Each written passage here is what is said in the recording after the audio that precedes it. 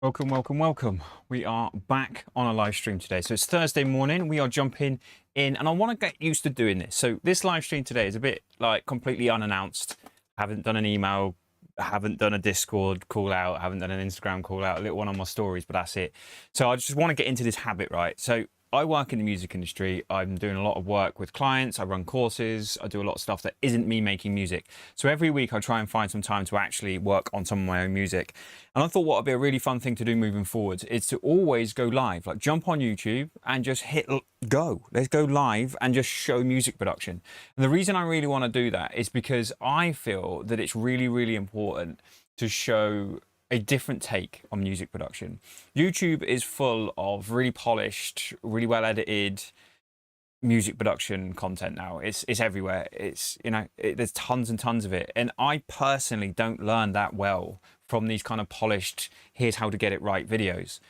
I personally learn a lot more around watching someone get things wrong, watching someone figure things out, watching the reality of what music production is. And that does mean they need to be long form. I can't make you a 15-minute edited video that shows that. It's just not how it works. And that's why a lot of you, come to me and say, yeah, I've watched every YouTube video there is and it's just not helping me. And I personally think it's because the way we need to learn music production needs to be done in a different kind of way. You need to be prepared to sit down and sort of get on a live stream and be on chat and spend 2 hours like just going through, just like talking about why a vocal's not quite right. Because the reality, when we work on music, we spend, if you think about how many hours you spend on one song, so why would a 15-minute YouTube video help solve like a 30-hour problem-solving exercise, right? And sure, like there's tools you can learn. Don't get me wrong, I've learned shitloads from YouTube, even outside of music, right? There's loads we can learn. We can understand the tools better. We can find tools that we didn't know about and things like that. But when it comes down to actually writing better music, I think there needs to be a different way of doing it. And that's what I want to do on these live streams. Now I'm going to keep, you'll see me looking over here. I've got the OBS and the chat open here. And I'm going to keep looking at it because this is actually take number 2 for the live stream today. I just did an hour live stream and it crashed halfway through. I was checking the live stream on my phone. It was running whilst I was doing it. But then I realized the broadcast had ended at some point. So I went back and checked and the video of the live stream was only about 1.5 minutes long. So I think something on the back end of YouTube happened there. So I'm going to be very, very careful, make sure that doesn't happen again. So I'm going to keep it. If you keep seeing me looking around, it's me making sure that we're still live as I'm here on my own, right? So what we want to do today is I'm going to jump into the project that we were working on Sunday. And look, the reality of it is I just booked off some time this morning to work on some music. And I've just hit live on YouTube. So this is just me in my studio on a Thursday morning working on some house music. And this is a record, the record that we were working on Sunday. Let's get some headphones on. Now, I've made some changes. I want to run those through. For those of you that watched it on Sunday, you'll know what's going on. If you weren't here on Sunday or if you haven't watched that yet, it's live number 6. You can actually watch it on my YouTube channel now. And if you are into all this kind of stuff, obviously make sure you like and subscribe. Just a comment and a like helps push the videos. Do you know what I mean? For us, like people are out here trying to do streams and videos and everything, just a literal click and comment or even just a click and a subscription actually pushes the algorithm and kind of helps us out a lot, So yeah, I would massively appreciate that if you're watching this. That would be amazing. But yeah, if you haven't seen Sundays, we basically arranged this record. It was a little song idea. We sketched it out into a bit of an arrangement. Yesterday, I jumped in and worked on this a little bit. I've got about 4 records that I'm working on all at the same time at the moment. So this was one of the songs that I looked at. So I only looked at it for like half an hour because I wanted to work on multiple different songs in one session. And I sort of just mucked around with it a little bit, tidied it up a little bit. And made some choices, but I was kind of like, right, there's still loads more creative work that needs to be done to this. Like I basically tidied up what happened on the live stream, because the live stream, we actually ended up having to rebuild the bass line from scratch. It was a whole thing, which I wasn't even expecting to do on Sunday's live stream, but it ended up being like a full like masterclass on like rebuilding sounds from scratch. And it was less about what I wanted it to be about, which was actually working on the arrangement. So I want to kind of come back in today and really sort of focus more on the creative stuff and kind of building this record out. So let's do a little sound check stream. Oh, I don't have any sound either. It's because the drivers crashed. Something went on. Okay, we're all working, my end and your end.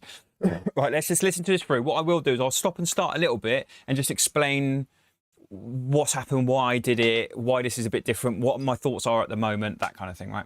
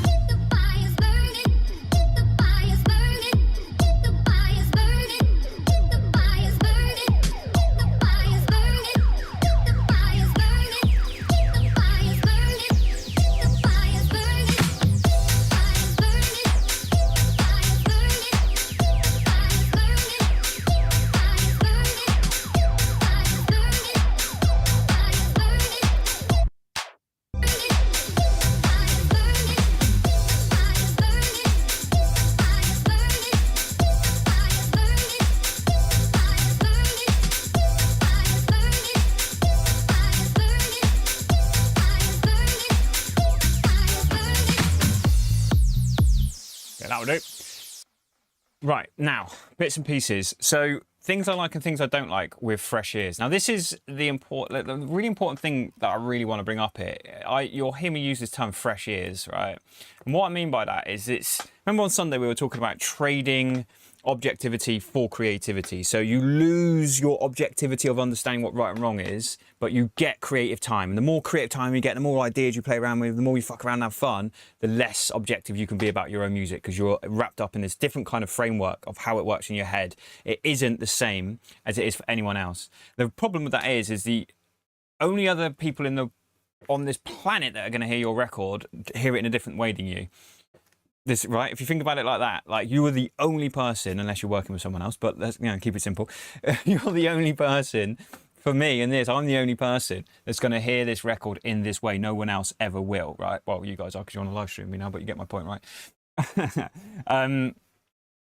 That's important to realize, because the way we experience music is what makes it good or bad, right? At the end of the day, what makes a good record is just how someone heard it. Like, it's just how they experience that in the moment, whether it was on a dance floor or just out of their phone speakers or in the car for the first time, whatever it is. That first time you hear something is very, very different to the way we experience when we're working on music. So what I like to do is I get away from records, and, I worked on this yesterday, like I said, only half an hour, and just sort of tried some things out. And today I'm coming in with what I call fresh ears. So when I've just heard this for the first time today, what jumps out to me is so important. I will slowly trade that objectivity for creativity as we work. So the first things we do as we open up a project are super, super, super important. It really is. Like, we tend to think of like the end of a session as being important. Oh, we did loads of work, we got it all finished. But actually this very first thing, and I think people come into sessions not lazy, but they don't realize that actually what you do first sets up the rest of the session. Like, how you approach this moment right now could fuck up everything. Like, if you start focusing on the wrong things or get too obsessed about something that you shouldn't have got obsessed about, or start trying to fix something that didn't really need fix. Some changes we made from Sunday, for those of you that are here, you'll notice that the percussion loop is gone. I've actually got rid of it. In the session, we were playing around and I was sort of a bit like, feels a bit out of time. And there was that top loop we had like this in the record. So I've sort of left it there as like a kind of like placeholdery sort of thing, but I've actually just got it turned off. I quite like the record without it. It kind of feels a little bit more modern, a little bit more open, and that's my push and pull with that decision, is this perk loop. And actually, just so you guys can hear it, right? That adds an element of old school kind of funky house into the record, which I really like. I really like to have that in my music, and that's obviously what this record is very much inspired by. Without it, everything is a lot cleaner. So if we listen to a little bit of the record in context, so with and without, let's go, yeah, we'll do it here.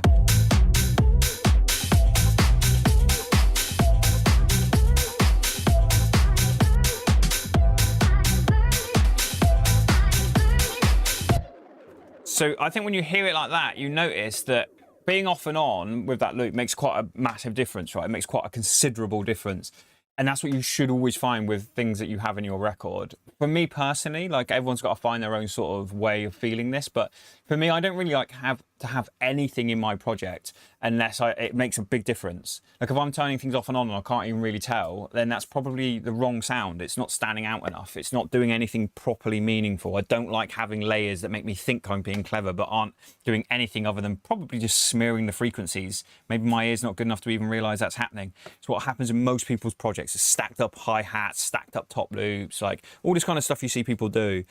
And I think it's a really good habit it's almost like a mental habit to have, is less is more. So the less sound you have, the bigger someone like me can make it as a mastering person or a mix person, right? But also, like, what makes a really good song is just a really good idea, right? It's just an enjoyable thing to listen to, right? That's what a good song is. We try so hard to make our music exciting that I think psychologically we get trapped in this sort of space where we end up hearing a record that's one of our favorite records, and that's a mixed and mastered record. And mixed and mastered records feel really fucking impressive. They might only have like 5 channels in there, but it'll still sound incredible because of what the volume, the LUFs, when they hit you, right? It just feels impressive. So we end up taking that psychological and emotional kind of like blueprint of how that felt, and we imprint it into our music. And what is bigger? Well, it's more, isn't it? In any other aspect of life, bigger is more of something. So we think like that and we add more. Oh, it needs to be, it's not quite as heavy. It's not as like full sounding, all these like sort of words we use. And we pile all these fucking loops and sounds into our projects. And then we wonder why, you know, when we try and do a self-master with Ozone, it sounds shit when we hear it in the car. A big problem that we have with music as music producers is acts to push things with all this other latest sort of mixed down stuff that we do. So we don't actually want those of sounds a lot of the time. Stylistically speaking, right? You've got to use a bit of common sense with this. You can't just like go, oh, Ben said this, but I make Latin tech house, but I've only used a kick and a hi-hat. Doesn't quite sound right though.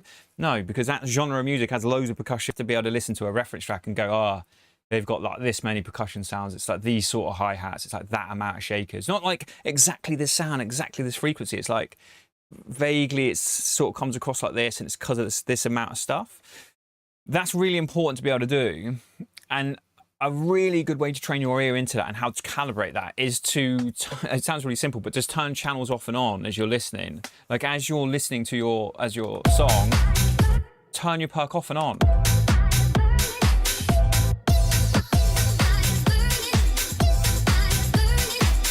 Like once you go to here, it's not really doing anything that meaningful. In fact, it feels, what's weird about it is it's a bit out of time. I think it's a bit out of time with the sample. That's chaos, isn't it? For me, how that sounds is it almost instinctively for me, I think that perk loop has to be way louder and there should be no other drums apart from a proper kick drum and maybe a clap to help it out. Like layer it with a good kick, layer it with a good clap, maybe an open hi-hat to bring it into the modern world. But there shouldn't be all like shakers and top loops and stuff as well. There's too many grooves going on. That sample is real loosey-goosey. The original record, we've obviously remade loads of it, but like original records are really fucking out of time. Like the drummers out of time loads throughout the record and so on, because it's an old record from the 70s, I think somewhere around then. So you've got to take that on board, and I think that's an important lesson to really think about when you're listening to music, because when you make music, you work on top of work on top of work on top of work, and each layer of that work, you just acclimate to what it sounds like. So work, you're like, yeah, that sounds great. It hardly needs anything. Or 4 hours later, oh, okay, I've added loads of stuff, but I think it sounds really good. But then that just becomes normal. And then you come out more, first time I've ever heard it, and it's just like a fucking, it would actually sound better all the way back down here. And that's a good example of it. Like this, if you were going, oh, I want to make this more like less and a little like, not softer, but like not quite as sort of like housey, you know, really go down into that more disco-y territory. And and that's why this perk loop was in here. You would have to realize like the top loop's too housey, the clap is too housey, the open hi-hat's way too almost tech housey, to be honest with you. And that's sort of things you need to realize. And it really, like in this one perk loop, like that with a kick drum. Let's just do it, right? Let's check.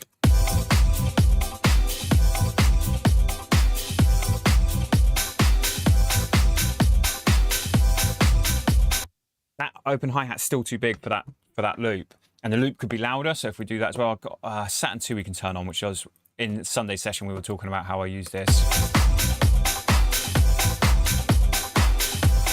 If we do it like that, if you ask me, with fresh ears today, I'm just being really honest about my own music, the groove of that perk loop does not go with the groove of the sample. It doesn't feel right. It doesn't flow. And no, I'm not going to get in. And oh, you could walk marker it in. Or why don't you change like the groove of it? It's like, nah, it's not about that. Music isn't about putting the wrong loop in and then fixing it with a technique. It's the most backward way to think. And I think YouTube videos and social media in general and Instagram videos have really trained a lot of up and coming music producers to think in this way, where you just throw things in, then fix it, because fixing things is the best kind of content. In fact, all the sort of stuff that I talk about, like you hear me like now, like rabbiting on a little bit, right, about like concepts and stuff. It's very, very hard to turn this sort of chat into short form video, which is why, like I've said at the beginning, I really want to make longer form stuff. I want to get away from what everyone had, the model that everyone else has done. I don't want to do. I want to do this different, like long form, just go live a couple of times a week. Make it real. This is actually what we need to think about. Like imagine turning the last 10 minutes of this into a short form reel for Instagram. It gets zero engagement. Trust me, I've tried. It doesn't translate well to that kind of content. So it's important. Like it's important to think like this, right? So anyway, this perk does not flow with the sample. And the sample's the main fucking thing. You're not going to change the sample because the perk, it doesn't go with the perk, do you? That'd be insane. So what we've got to do is go, okay, this perk isn't right. And you can see that's where, when we came into the project, I had it turned off. I had come to that realization in my little half an hour with this record yesterday that I was like, well, you know what? It's just not necessary. Also, the top loop that was in here before I didn't like, so I've actually put one of my own sort of little top loops in here. I think I cut up a David Penn record a little while back and like sort of like made my own little loop with it at some point. I think that's why it's called Penn. And I added a new clap, which I really don't like. I think this is a new clap. It was only yesterday, but I don't remember. Ben, remember, right? I really don't like this clap. Didn't notice it. I was working out speakers, the little speakers yesterday, and that like down thing it's doing is horrible. Am I doing that? Is that on an envelope? No. Yeah, maybe. No, it's not on the envelope. It's just in the sample. Really dislike that. Don't like that at all. So I've turned that off, but it means that this clap's not quite big enough, not quite loud enough. Doesn't support like the chunky clap quite enough. The other little thing that comes in here, I suppose I should show you some of these sounds, right? That's the top loop. Super simple. I've always liked this groove. If you go back and listen to loads of my music, like you'll hear this groove in a lot of my stuff. Just your simple 1/8 like breathing hat. Da, da, da, da. I picked that up from early Hot Since 82 stuff when he was first coming through, like 2013, 14 sort of era, maybe even a bit later. All the sort of stuff at Hot Since 82, like that, right back at the classic Green Velvet remix that he did, right? Bigger Than Prince. Still a great record. Surprised no one's butchered that. Everyone likes butchering all the old good records at the moment, don't they? I think someone has done it at some point, haven't they? To be fair, but still, even the redo was a few years ago now, and it wasn't a great redo, if you ask me. Compared to the original anyway. The original just hits, doesn't it? It's just one of those iconic records from that era of just like, perfect. Don't change it. Perfect. He used, Hot Since 82 used a lot of that, like eighth note kind of like stuff, and like things like shakers being on top of kicks and stuff. And that all very much inspired me. Even though my music sounds very different to Hot Since 82's early stuff, and obviously definitely his new stuff, that groove and sound very much inspired that kind of like funkiness that I like. And because obviously if you think about it, it is actually like a funk groove, isn't it? But yeah, so that's, you'll hear that kind of thing on a lot of my music, that kind of groove. I've added a shaker because I needed a bit of pace because we've lost the shakers that are inside of this perk. This is a shred from a sample pack. All I did, right, is I just hot swap. I just go through and I hot swap. I've made them mono because some of the ones I was picking were like really weirdly panned and stuff. I just want them down the middle. I've got a bit of EQ to make it stand out. I like that resonant jump out compared to my hi-hat. It's, you know, one of those. It'll probably get changed when I actually mix a record. Bit of sidechain because I want it to move, and I'm just panning like just a little bit. Just adds a little bit of movement. It's not the sort of thing people on the dance floor are going, "Oh my god, guys, have you heard the panning on the shaker?" But it's a little detail that I think goes a long way. Yeah, just creating a bit. Now, also, you'll notice says in the arrangement side of things, I'm now dropping, which I am going to change, with this guy here. So I'm automating. That was really loud. That's that sample, and I'm changing the start point so it goes through that. So it's like, so I'm like sort of repurposing the small little zap sound into this long sort of building. And you can see this is me working the start point to create that. You watch it, look, see it's going up.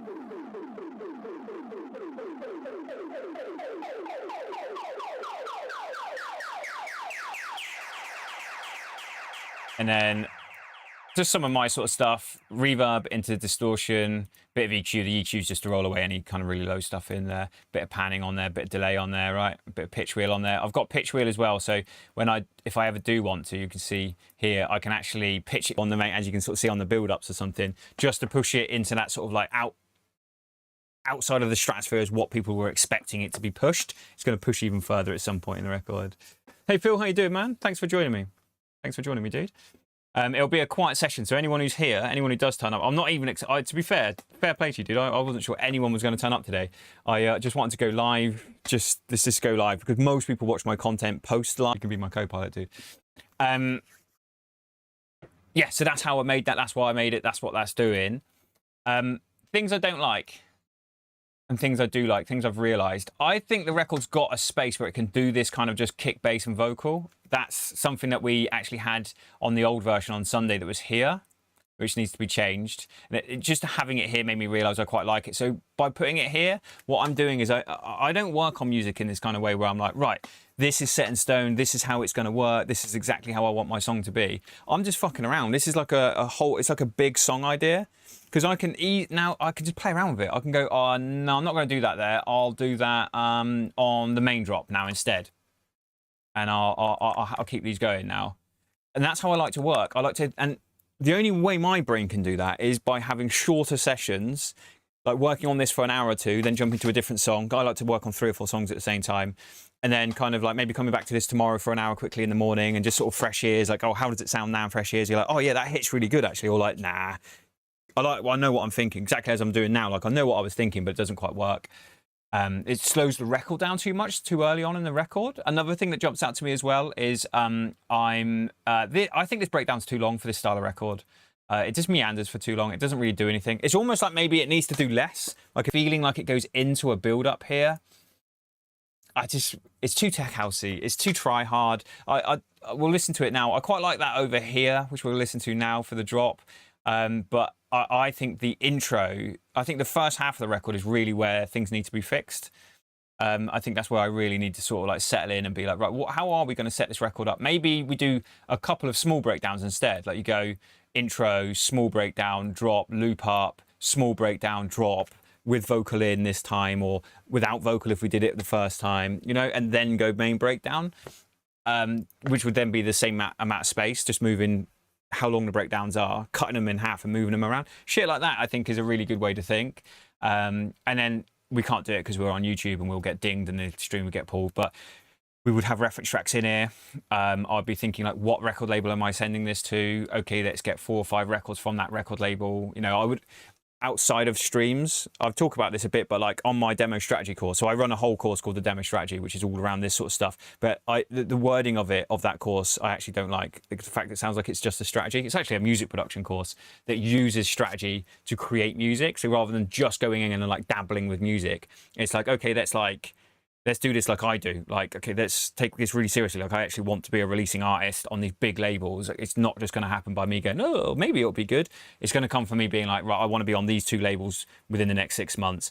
I'm going to take 6 or 10 reference tracks from that label that are recent records. I'm going to really like, I don't want to copy them. I need to do something really original and new. They're not going to sign me if I sound like I'm trying to copy anyone, but I need to understand things like what sort of drum sounds, what sort of tempo, what kind of vibes are they into? And if that doesn't resonate with me, then I shouldn't be trying to send them music. If you do that exercise and you go, yeah, but I don't really like vibe with that, why the fuck are you sending them music? So many people do this. They send their music to like a label that they like without even really looking at what that label releases properly. And then they confuse why their records don't get signed. It's crazy to me. I do it in a very different way, very methodical, very sort of thought about. And I would typically have like 10 reference tracks in here from, you know, what we're making here. We'd have like some Cecile stuff in here. We would have some, maybe even like Rekids or Records. We still haven't established which way around that goes. I'm pretty sure it's Records. We would have Fool's Paradise in here. We were joking yesterday. Have I got my little card somewhere? Where's my card?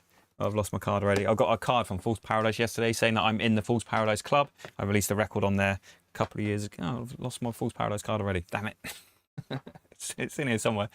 Yeah, like things like that, right? This sort of funky house, like, yeah, like, oh yeah, they do really long, 2 really long breakdowns, or like on average, they do lots of little breakdowns, no long breakdowns. You know, it's that kind of information that you don't have to copy it.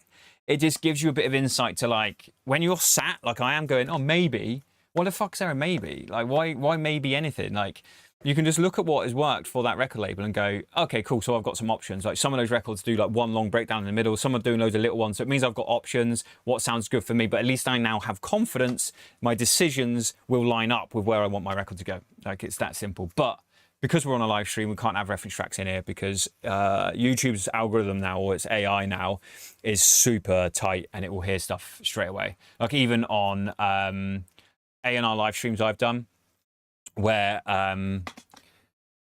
we're just doing A&Rs for other people's music, someone's uploaded a song where they've obviously sampled a vocal from somewhere and I get dinged for it. And I didn't even realise. And I went and looked and I was like, oh yeah, they've actually just ripped that vocal out of that like tech house record that's around now, or it's a sample that they've used. You know, it's probably a sample that's actually royalty free, but it's on this licensed record. YouTube doesn't think like that; it just dings me. So that's how it goes. 8-bit, yes. But do you know what, mate? That's really funny. I was actually going to bring that up in a demo strategy lesson soon.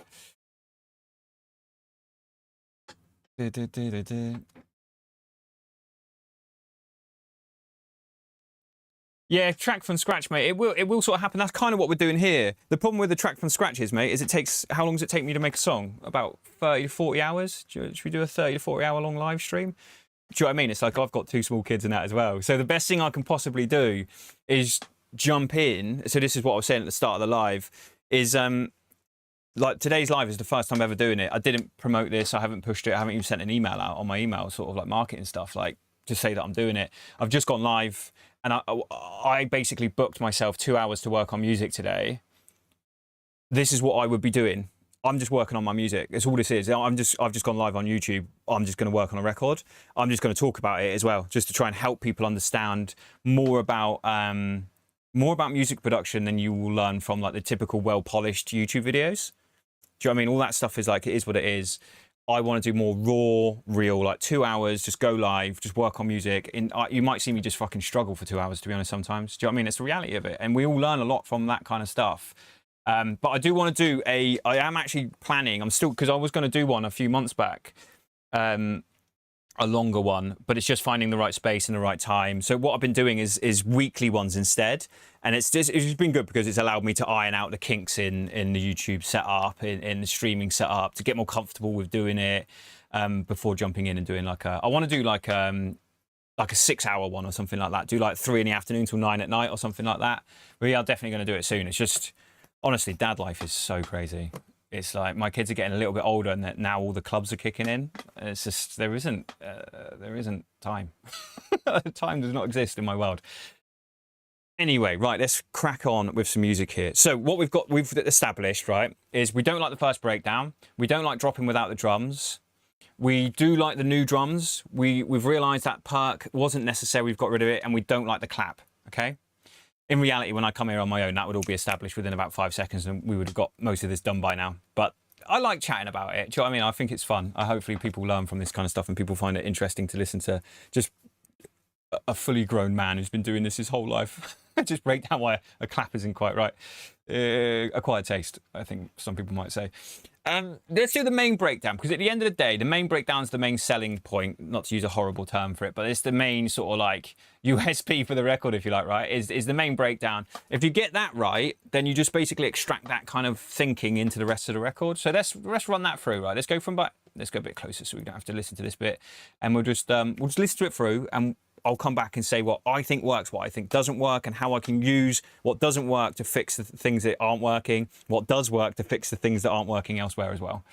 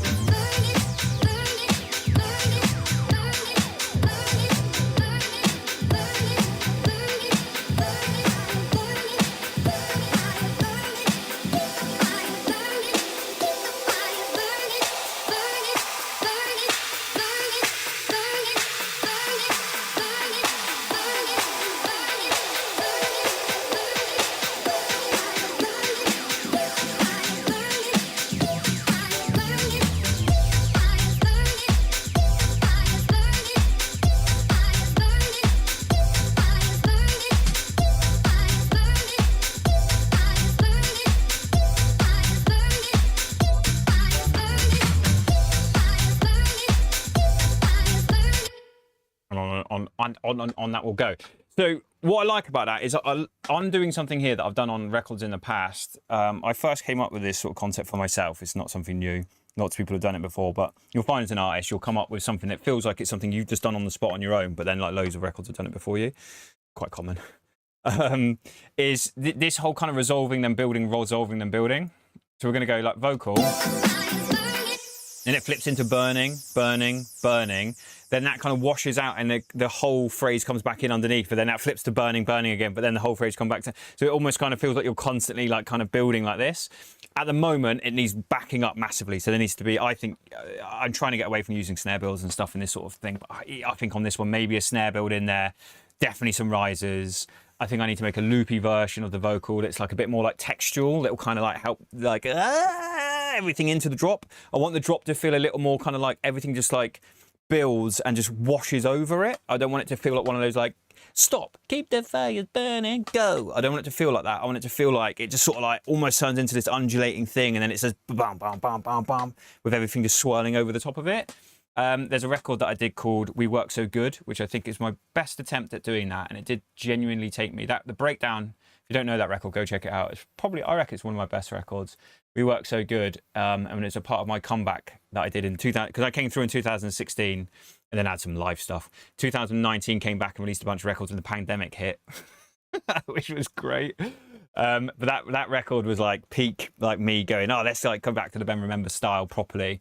And then Annie Mac was playing it loads and gave me a shout out, and even sort of said on the radio like, oh, Ben Remember's back, he's doing his proper stuff again, because I changed my style a bit for a bit when I was going through some shit. And I think that's the best interpretation of that, where it just builds and builds. I can't put it on the stream because it'll get dinged, even though I made the record. It's owned by Torium, so I can't be bothered to go through the pain of like fucking making sure this like doesn't get completely taken off my YouTube channel just because I've shown one of my own songs on it, which will be, oh yeah, we'll get into that another time. I like that idea. It just needs to.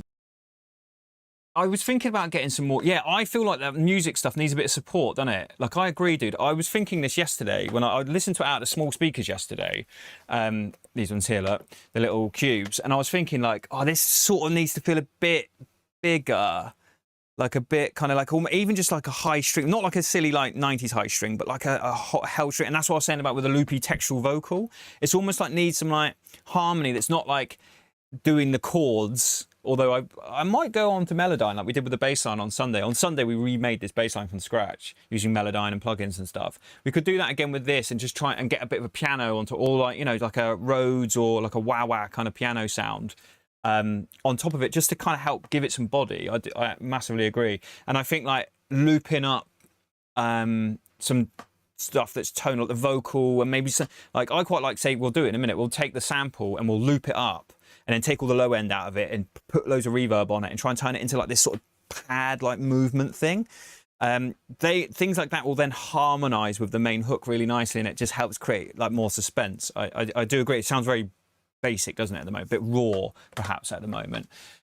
Okay, so where do I start with this? Well, do you know what? I'm just gonna do me. I'm gonna try and not think too much about you guys being here, because my brain works in a different way when I'm on my own. I work really fast and like just try loads of things out and don't overthink it. But when I'm aware people are like, listen, it's just very natural for me just to like go off on fucking tangents, as you guys have probably already noticed. Probably hasn't gone unnoticed.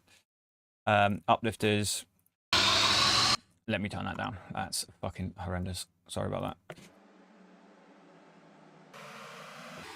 Yeah, I know that sounds a bit and kind of fun. We'll have to listen to it, and you find a crossover, so it feels like it does that. I can't. What's that thing called? Where you go like it has to be the perfect fifth, but I think as it hits the perfect fifth, it starts again underneath, and there's a point where it just blends over, and you just create like a forever build. What's that called again? There's a really good techno record that was called The Phenomena that it is back in the day. Not that long ago, to be fair.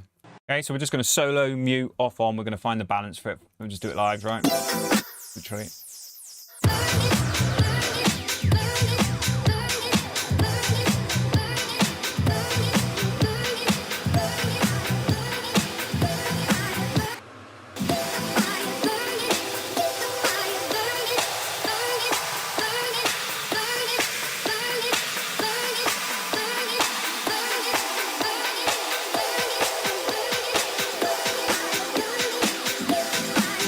Is simple as that.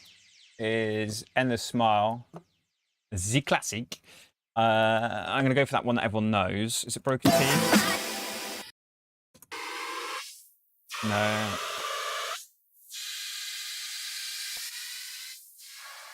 This one, I've used this on a lot of records, but we're really good on this particular build.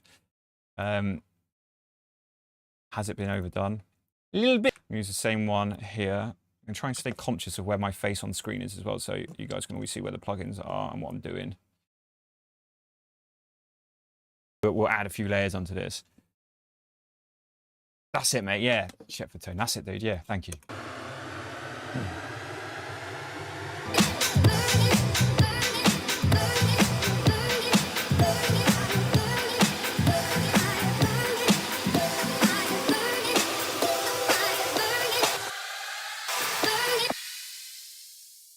You can't go too high on it and wash it after the endless smile. So it takes the endless smile, like, liftingness, but then doubles that delay up. So it just creates, it will like make it last longer and sort of force it over onto the drop. And then we'll sidechain it as it hits the drop. Chuck the sidechain on first, up a bit. For some reason, always do that as well to force a habit. And then delays, I mean, my absolute favorite is Echo Boy. There's loads of good delays in the world, right? I don't want a high cut, but I might want a low cut. Feedback being on 100s means it's going to last forever and double up too much, perhaps. I put this on the right one. Yeah, top one. And we're going to LFO on the drop, off before, right? Leave like that for a second.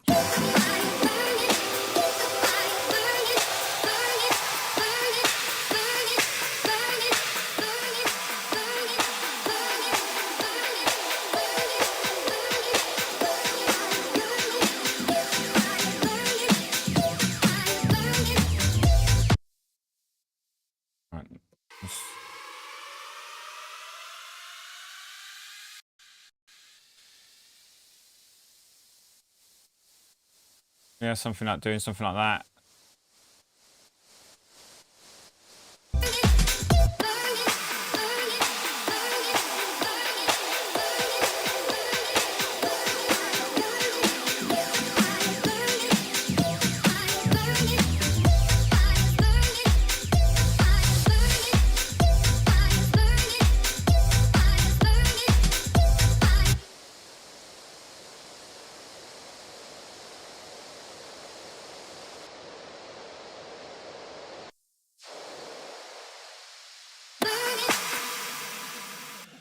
So I'm using a utility to control the volume of this. I want to be able to turn it down and move it around, turn it up if I need it to sort of spike up a bit, turn it down as it goes on for too long. Need to get the feedback just right on here so it lasts long enough. Doesn't go forever. LFO kicks in, we're going to control that, and then we can use our filter now. Because it's quite dull, isn't it, like that? It's going to quite muddy, it's going to muddy everything up a little bit, isn't it? So what we'll do is we'll automate that up. Maybe even filter it out, see how it sounds, right? That's all we can do.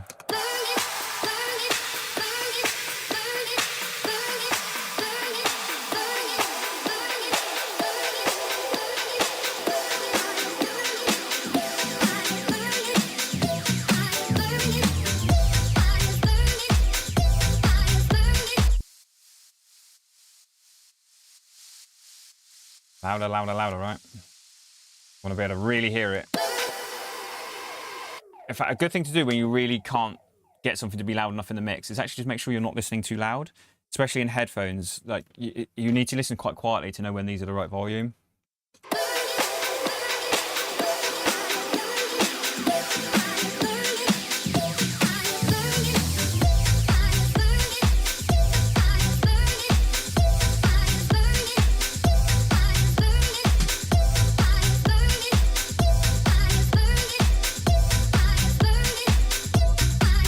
What I think might sound quite cool as well is I've got this crash build here. I might let that go over.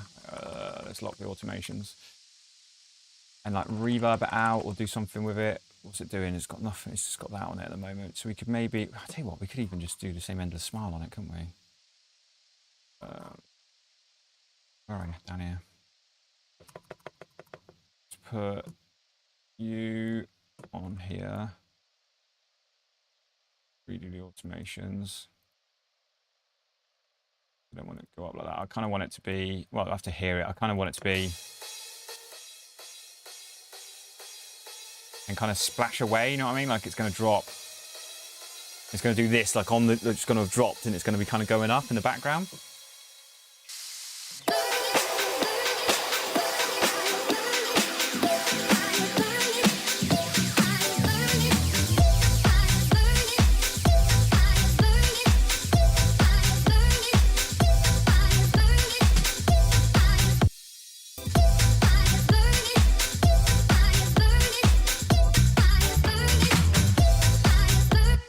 I think the record could actually do with a ride, just like in the record.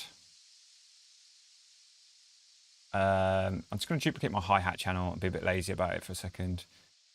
Drops them to get rid of them all before. Use it in this section for now, and then if we like it, we'll put it where we want it in the rest of the record, right? Don't really care about it right now. Just need to get it in. I'll tell you what I might do is I might actually search ride. I don't just want to go for a straight 909 ride. I feel like this style of record can afford to be a bit different and do something, I don't know, a little bit different. What's in my rebeat sampled stuff? Fantastic, that. Great. Well worth keeping that one. Hard British sarcasm there, by the way. Yeah, like something like some of these like soul acts and stuff. Not right for this record. I feel like I've got another record I'm working on that's got a ride just like that. Bit too weird. The bend in it. I suppose there's only one way to really find that in there. Let's start hot swapping them in. Call it ride so we know which one was which.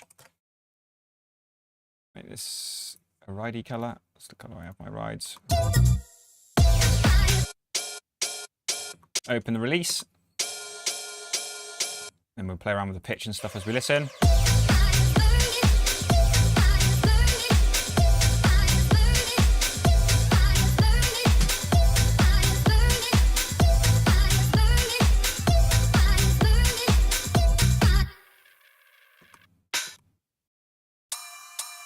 That almost sounds like a high string in context of the record. I was like, where's the high string coming from?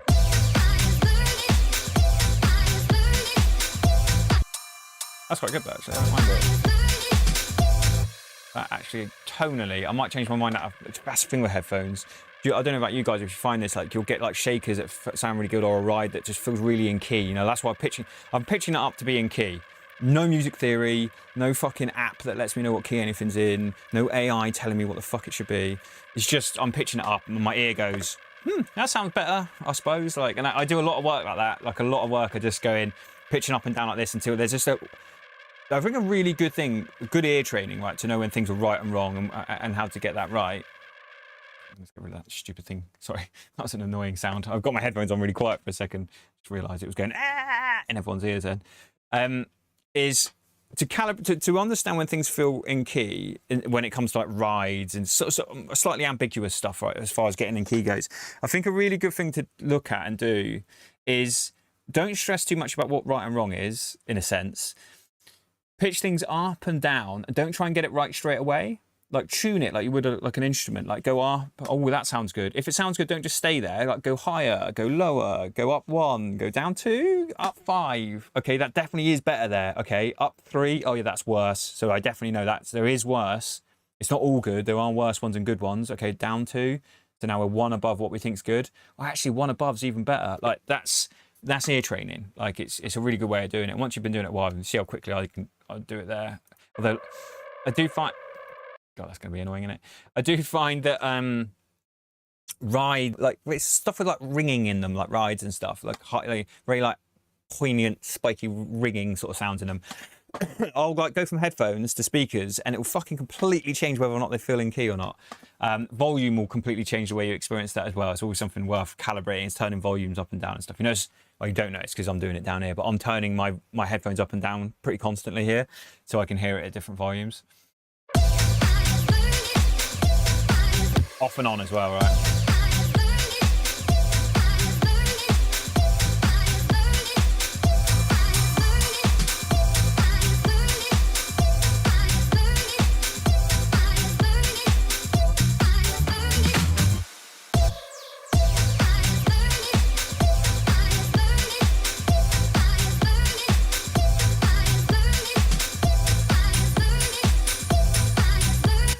solo this a second. What I'm doing is, as I just said, rides are very renowned for having quite harsh ringing in them. So a great thing with Pro Q is you just hover yourself down here, and it will find like that one there. I think is the kind of meatier one. So what you got to do is go really tight Q. Yeah. And then I'm not going to touch this now. I'm going to come down to here and turn the gain down so it specifically stays there. Off and on. Hear that? That's that ringing. What you've got to be careful of is what sounds good in a mix. Don't remove too much of it. I mean, I'm removing a fucking loads, and I forgot I was on. Very loud ringing sound though, isn't it?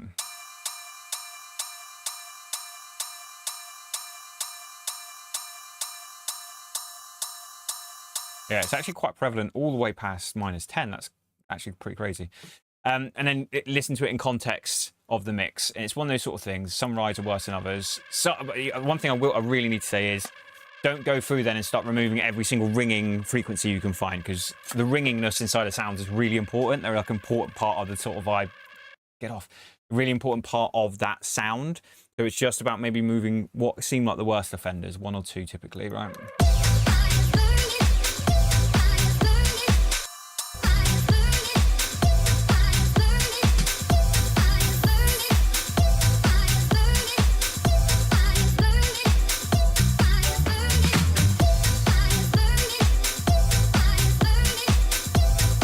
Quite like that. I think it just helps give like a fuller dustiness to almost the open hi-hat. I might end up changing my mind again with another fresh ears set, maybe tomorrow morning or something, and go, oh, actually, no, just go 909, right? It'll be more hypey. That is one of those. That's just one of those. You figure that out.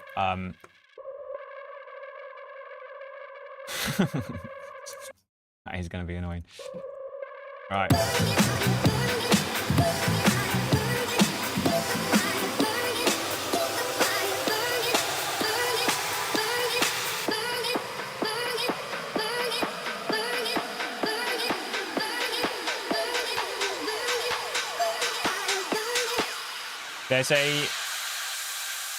There's a high pass kick in this top loop that I'm going to take out of this build section. You notice I muted my high pass kick that's up here. This is a high pass kick. I got rid of it here. And it's just because, and you might have noticed me earlier as well, toying with the starting point of it. It's a bit loosey-goosey, as you can see. In fact, I think the one that I've actually got in groove is almost sort of that are in these loops and stuff. And sometimes you can't, like, I'm not going to sit here and go, like, all right, let's AI stem split them, take that out. I don't care about any of that. It's just no point. You just got to be a bit more creative with what's in, pay attention to it. Don't keep everything in all the time. Like, if there's something that's causing a problem, the solution might be that you have to remove it there. That's like trade-offs in music, right? And I'm going to take that top loop out of there too to get rid of it for the moment. I might change my mind on that again. Hook here, if we call it that, right? I've got my low pass and my high pass, right? And I've got this weird one as well. I think we ended up keeping that off in the end, didn't we, on Sunday session? This is like a weird, like almost granular sort of sound. Let's go. Let's have a listen. I just want to look at what's probably want some more snare builds and stuff like that. We've got to layer it all up still. We want to make our loopy vocal and definitely want to make my loopy musical thing as well before the end of the stream.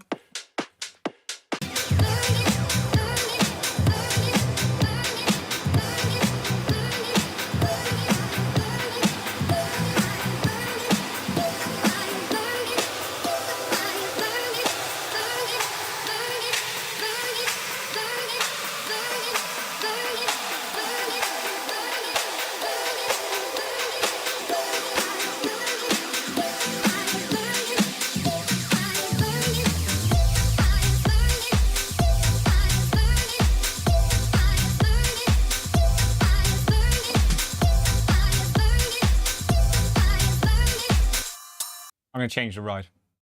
I'm making a decision on that. I don't like it. Really jumped out to me that time. That's that context of listening to it. Fine, I'll concede.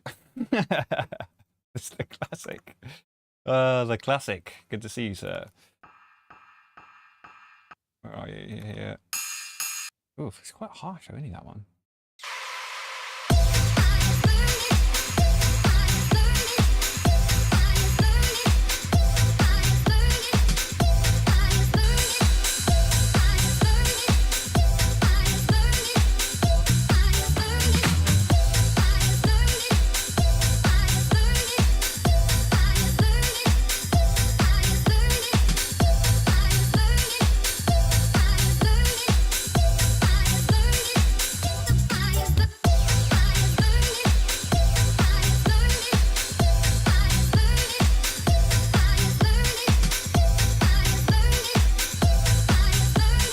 It's so interesting. I think that ride just sounds better at 0. I think it's just one of those ones. It just sounds better at 0. That's where you can see me calibrating there, right? Going up and down. And if it's better at 0, it should be better at 7, being a perfect 5th.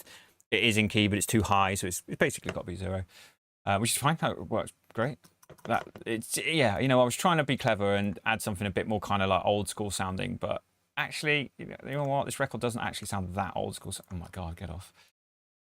Okay, right. Now, I quite like the build. I want to put a little snare build in that. I want to be very careful with the snare build. Very careful indeed. I think what I'm going to do, I would just be a bit creative for a second with this and go splice, drum fill, and then genre, like maybe even like indie or something really silly. No, maybe indie dance. I think that'll all be a bit too silly. Disco. Well, honestly, you've got that. Is it? Splice. It's not. I know it's not. These are all absolutely shocking. What if I only put disco? What's that about? Is that how a search engine's meant to work? Not sure.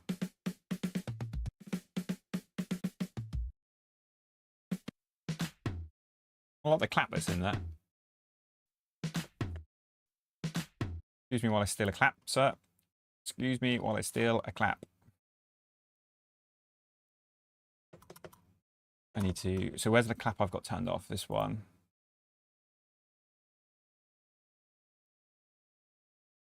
Put you over.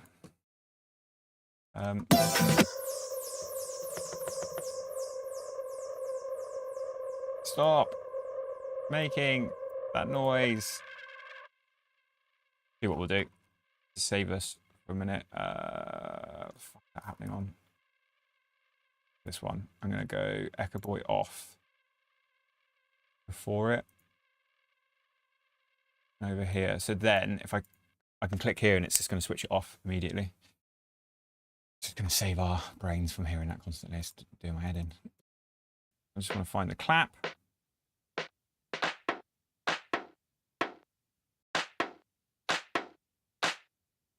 Okay, and then I'm going to put it here. Oh, if I just fucking changed the wrong one. Wait a minute. That's interesting.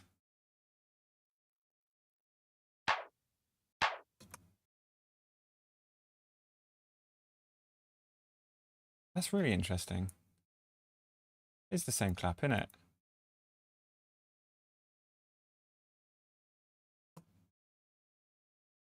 Sorry guys, I'm really intrigued by something. It does, but it's... And I've got both of those at that clap. That's so... Oh, it's because 2 of them made it sound too loud. All right, okay, so what we're going to do, go back, Control Y, Control Y, Control Y, Control Y. We're going to have this clap.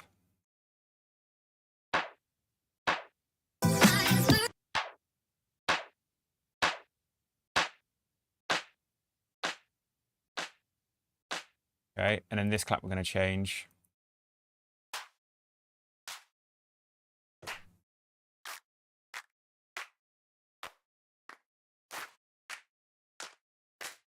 Need something a bit more housey.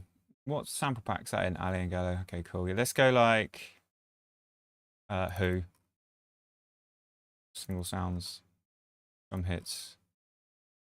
Oh boys, why did you do it this way? Why? Why Who? Why did you do it this way? Please put them in different folders. It's a good sample pack this, the Who sample pack, it's good. There's no claps in here, they're clapped separately or something. Am I being fucking stupid?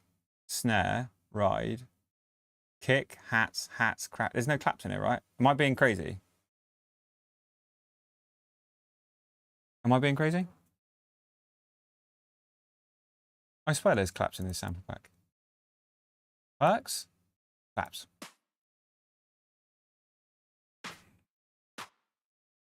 I need it in context, but something like that's probably actually the one. Goes together, so we've got to delay. I've got both of them delaying. So I want this one to be closer.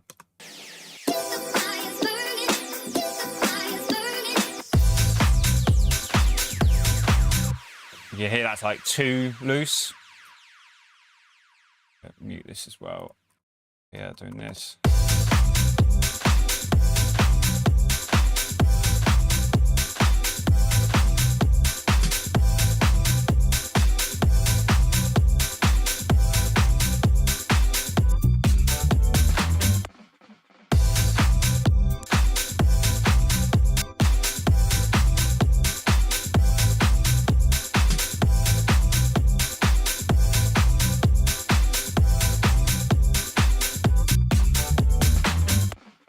Sometimes going the other way as well, like having stuff late.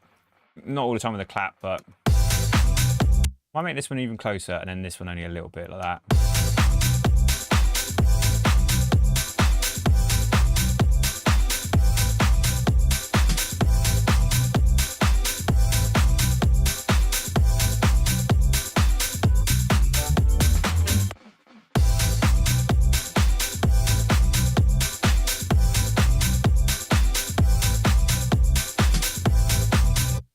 I prefer it for now. I'll be honest with you, it's the sort of stuff I will change many times whilst I'm working on music. I really will fucking change a clap quite a few times.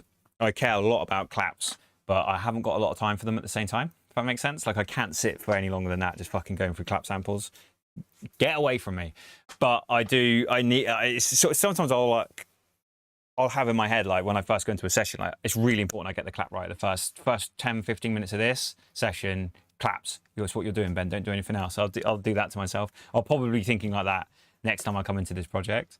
But I do prefer that. So that's claps better. Builds getting there. 50%.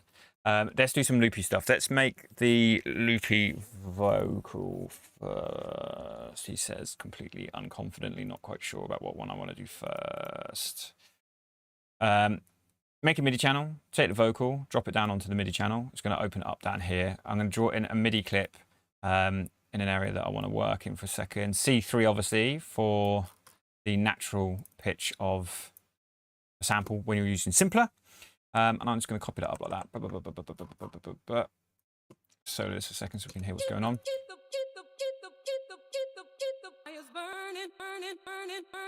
What I might do is, actually thinking of it, I did stem set the whole vocal from the original, so I can now just sort of fish through here for something.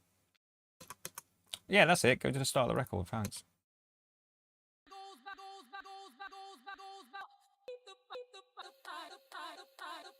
Obviously, let's put everything in context, right? I'm going to put it over. This little groove section over here is a nice little spot for just playing around with stuff at the moment.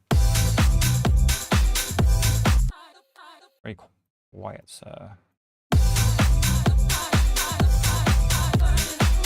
I'm just going to use the arrows on my keyboard to make it move left and right. Now I've clicked on the arrow.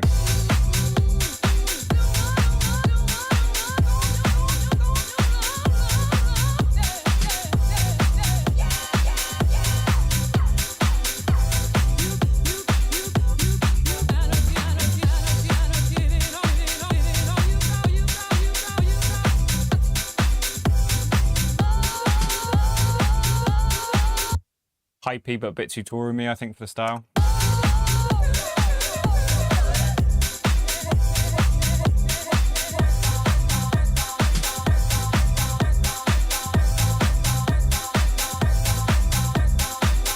That's quite cool, isn't it? That's quite a nice little loop. We can have you as option number one.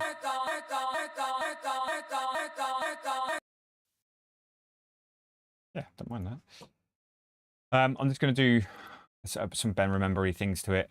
Reverb through R2, then some distortion. I will use a radiator. The R2, what I like to do is flick through presets on these sort of things. But I like to go around like the kind of weird ambient stuff.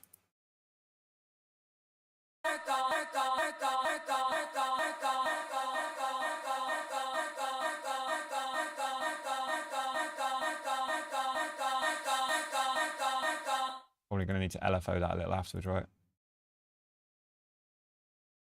Just adds a little kind of that little Ben Remembery sort of vibe to it. It's not something everyone has to go away and do. It's just a part of, that's what I do when it's that simple, but that's what I do on a lot of these sort of things.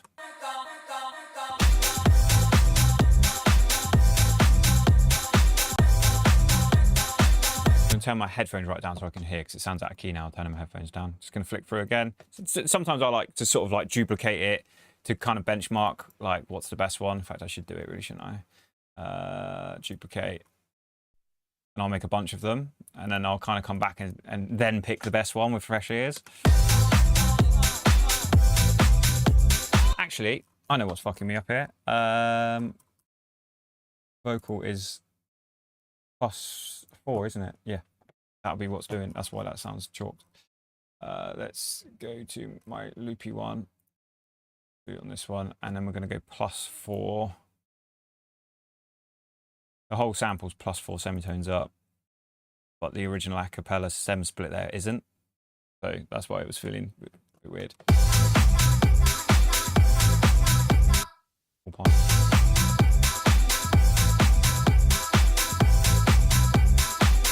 Better, but I'm still not completely vibing it.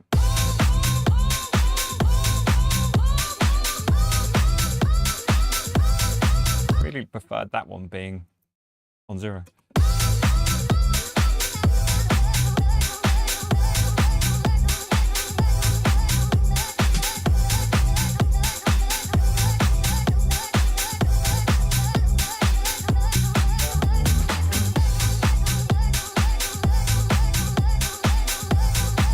I had to go backwards and forwards a little bit there to try and find it in time.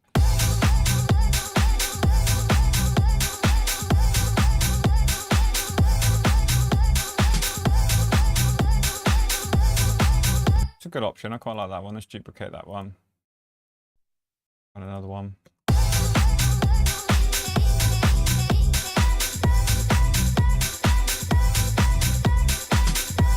Kind of chill vibe, that one. I like it.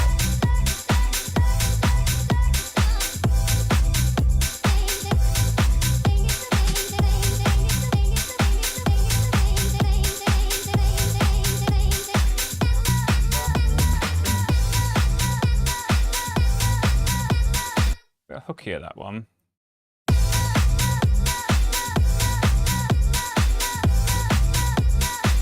I was actually saying get low as well, which I quite like. It sounds quite cool.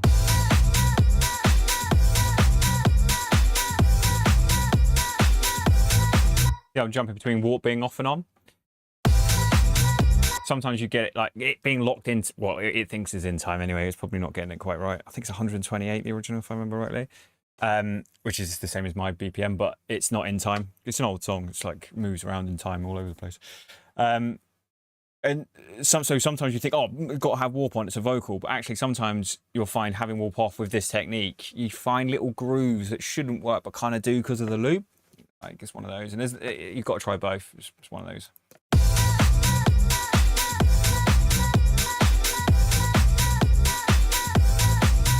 It's a shame it doesn't quite feel right. I won't do too much of this, but I'll be honest with you, if I am like completely on my own, I spend quite a lot of time finding these. Because in all my records, like just one of these being really good is the fucking difference between a record getting signed or not. So you've got to really like, you can, because the technique's so accessible and it's so sort of easy to sort of just flick through, and it's fairly easy to find like a handful of good ones. What it takes is the work, the time to find the best one. And to find the best one, what you got to do is find like a bunch, then come back with fresh ears and pick the one that actually stands out to a fresh pair of ears. Because now we're in this loop phase. How long have we been on here now for? About an hour or so, right? Again, we're trading objectivity for creativity here, aren't I? Like I say. So yeah, it's just about finding some like potentials at the minute. Don't overthink it. Don't overstress it. Don't try and be perfect. Just find some cool stuff.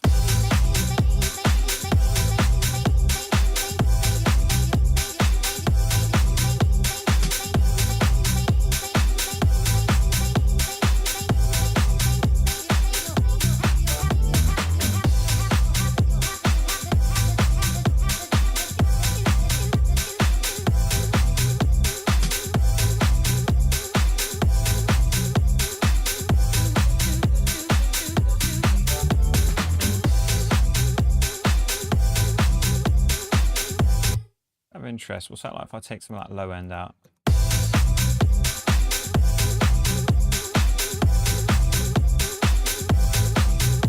It weirdly goes out of time, doesn't it? Out of key, sorry.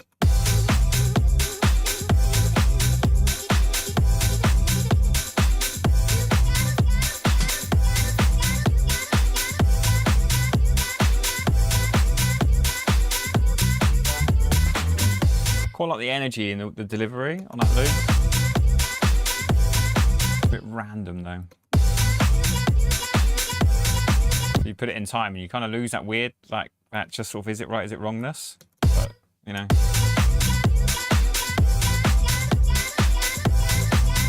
Bit of time, right? We could have quit 2 minutes ago, wouldn't have found that. I'm going to stick with that one for the moment.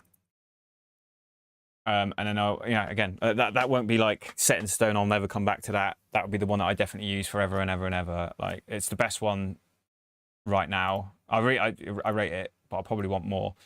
The way I'll use these is harmonically. Someone mentioned in the chat earlier about there being a bit more harmonic in it. So get away from that. This to show in the intro. See how much difference that makes just for the intro of the breakdown. Look. Off. On.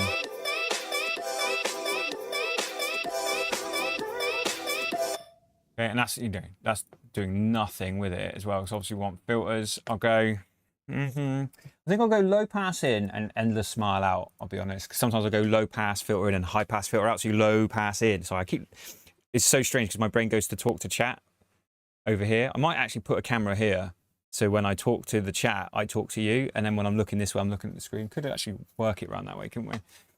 I find myself more naturally doing that.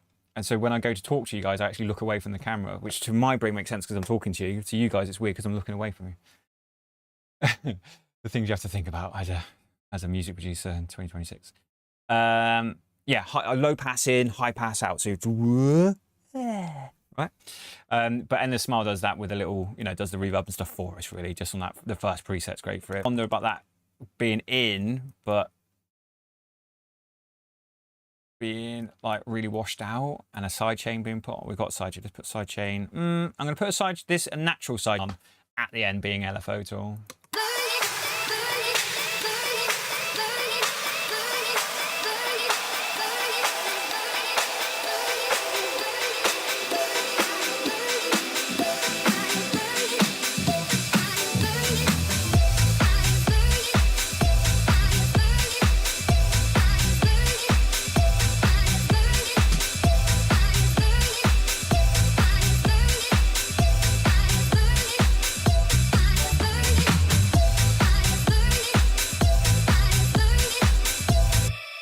It's just about finding that right spot with Endless Smile.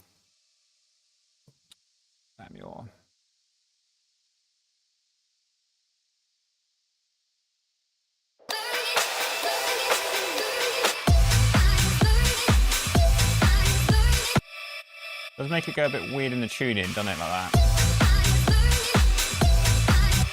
Yeah, and considering we're coming right back down into like a harmony of like, keep the fire burning, I think that kind of gets in the way a little bit. Also, I do wonder about it being at the same time as the build. So I wonder if this is now, again, every fucking solution creates a problem. To be fair, we've got quite a few other sounds off here. Let's get everything back on. Is that it? It wasn't it?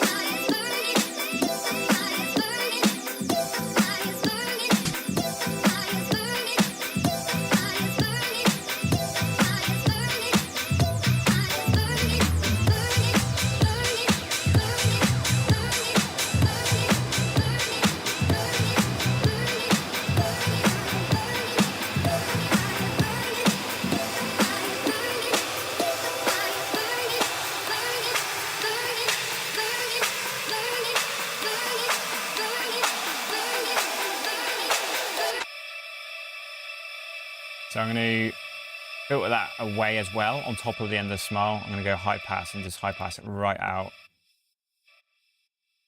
Get rid of the sidechains. We don't need that now. So I was doing a snare build, wasn't I? I got caught up. Go back to that in a sec.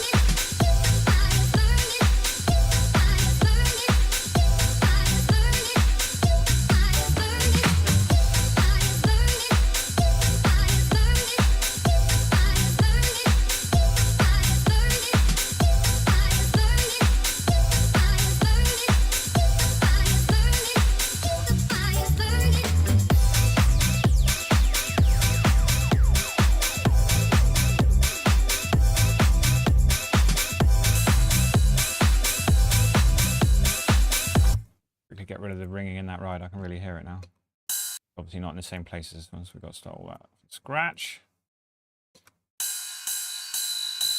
Ah! Another one as well, one of those higher ones. Get off.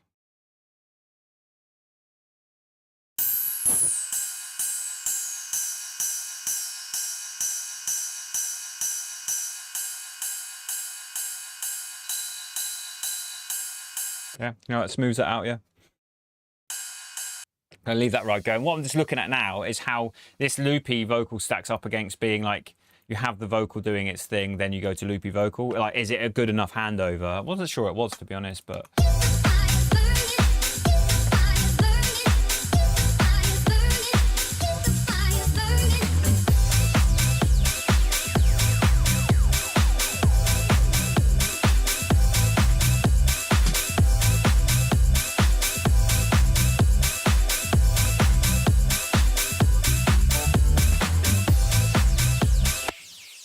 Yeah, it works all right. Yeah, that doesn't work too badly at all, actually. It's about getting it to work with this vocal, isn't it? It's about like understanding what the role of this like hypey one really is, because that really it's a handover. Like it picks up the energy for this section nicely. Like it just keeps that energy moving. But trying to put them on top of each other, that kind of goes against the rule of what we've said it does here. So maybe this isn't the one for the breakdowns. Doesn't sound terrible. But that does jump out to me. It does make me feel, I do think in my head, I'm like, well, this is clearly a bit of a rule here, and we've broken it here. And there is something instinctively in me that goes about what it sounds like in the breakdown. Do you know what I mean? It's not even like really wrong or really right. It's just a bit like, it's sort of thing with fresh ears. Straight away you go, Ben, come on, you knew. So why did you leave it in? It's one of those, I would imagine. Let's make a little snare build. Back to the snare build, sorry. Erratic music production at its finest. Splice, perhaps not its finest. At average hecticness. Come on, Splice. Don't be silly now. Don't be silly now, Splice. We're a gig up and down, so don't start giving me it's the internet, because it's not. Refresh.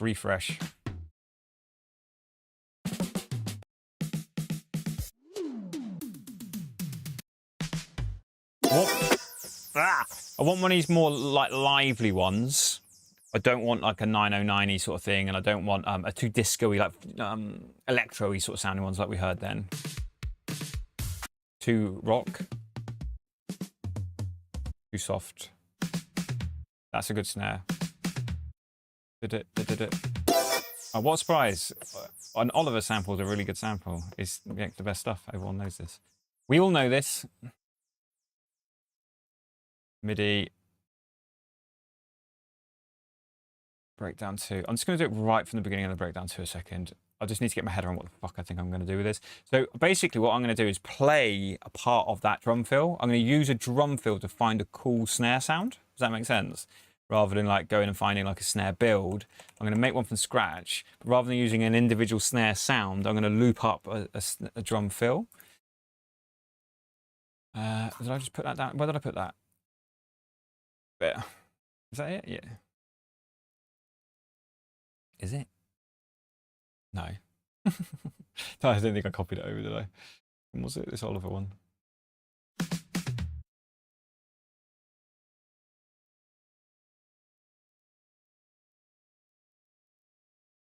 I don't know if you guys have seen the bug, but things are out of time if you don't do that. You have to copy them over into audio, then down into simpler. You can't go straight into simpler. It's a bit of a bug with it. I don't know if that's been fixed. It might have been fixed. But yeah, it was definitely a bit of a bug. Let's just take these two. I don't know. Like, let's just put those two in.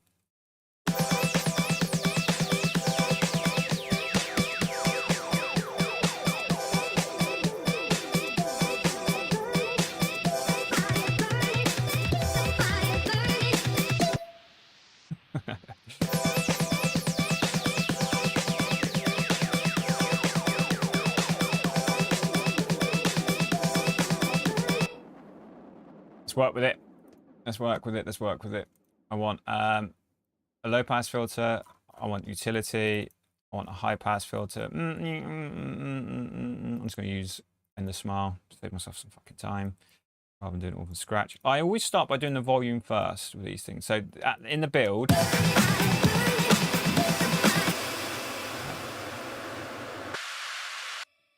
can't use it. The timing of that's slightly weird, and it goes slightly weird against mine. So we're going to have to. All we got to do is have one and draw them in on 16ths. Like so.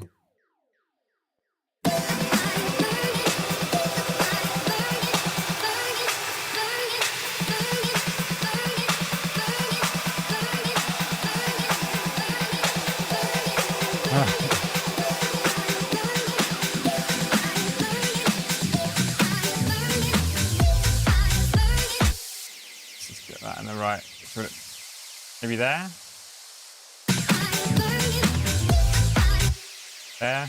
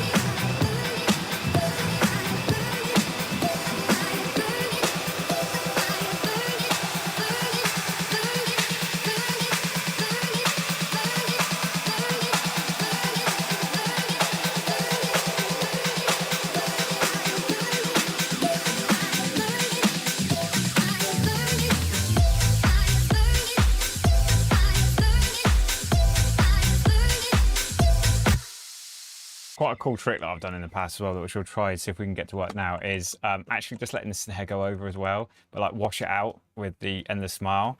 I've done this on records as well. I don't know about doing it again because I did do it on a few records back in the day, but maybe it's been long enough. Was it hard? Was it this one? I keep saying it's not, is it? It's back one.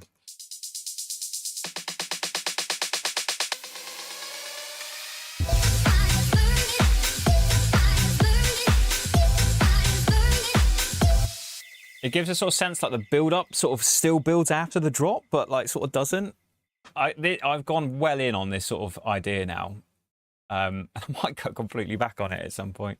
Do you remember I said at one point, there was like a decision I made at one point that was like, I don't want it to be like, give the fire burning, drop. I want it to like undulate, you know, like, and just fall on top of each other, which is all the work we're doing now, you know, spending an hour, maybe 2 hours by the time we've done it, just on that idea. And I might come in tomorrow and be like, no, I was wrong about that. Again, I've traded objectivity for creativity. I like it, but I haven't even listened to the song in full, so I've got no fucking objectivity. I was just listening. I was working on this one bit. We all do this, don't we? I've just got to work on a bit, and it's not. There's no context to how this feels in the actual song now. So yeah, always be prepared to kind of go, like, oh, I might need to have a little look at that. You know, it might not be 100. Like it though. Like, do you know what I mean? As a concept here, I think it sounds pretty cool. I don't like the snare. I throw it out there. I don't like that snare. It needs to be something a bit, air quotes, cooler. Whatever I mean by that. I feel like it could be something a bit more interesting. I don't know. I'm not going to bore you guys with me trying to find a better snare sample right now. I might even be going on YouTube and finding some old like funk records and getting some drum fills off old funk records or something. Those of you, there's a couple of people here that are on my demo strategy course will know that there's a track that we've been referencing by Tiger Stripes. Hi, Tiger Stripes. I've mentioned you again on a live stream. So that's 7 in a row now, I think. Love you. Where I can't remember what the record's called now, funny enough. Where he takes like a drum fill and he just loops it up and then resolves it. It's not a new idea, but it's just a cool idea. And it's just the drum fill that's used fits so well in the record.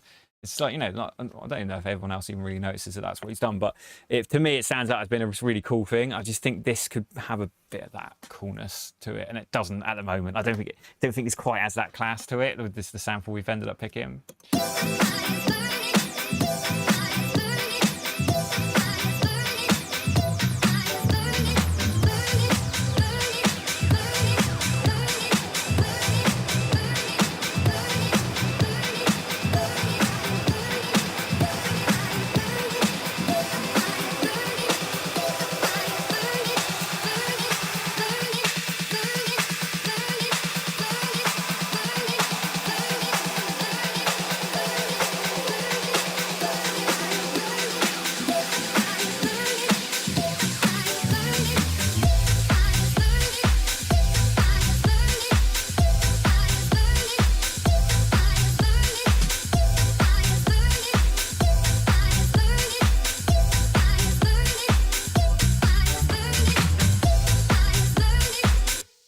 Cool. Let's sprinkle a little bit more magic onto this. We haven't even got any white noise splashes yet, if you can imagine that. It's all happening from other stuff. So I'm going to make a couple of different ones that are going to give us a little bit of a pop. So, yeah, do loads of sampling, mate. In demo strategy, yeah, we do loads. It's really hard to do on YouTube because of you're sampling old records. You get sorry, fucking shut up.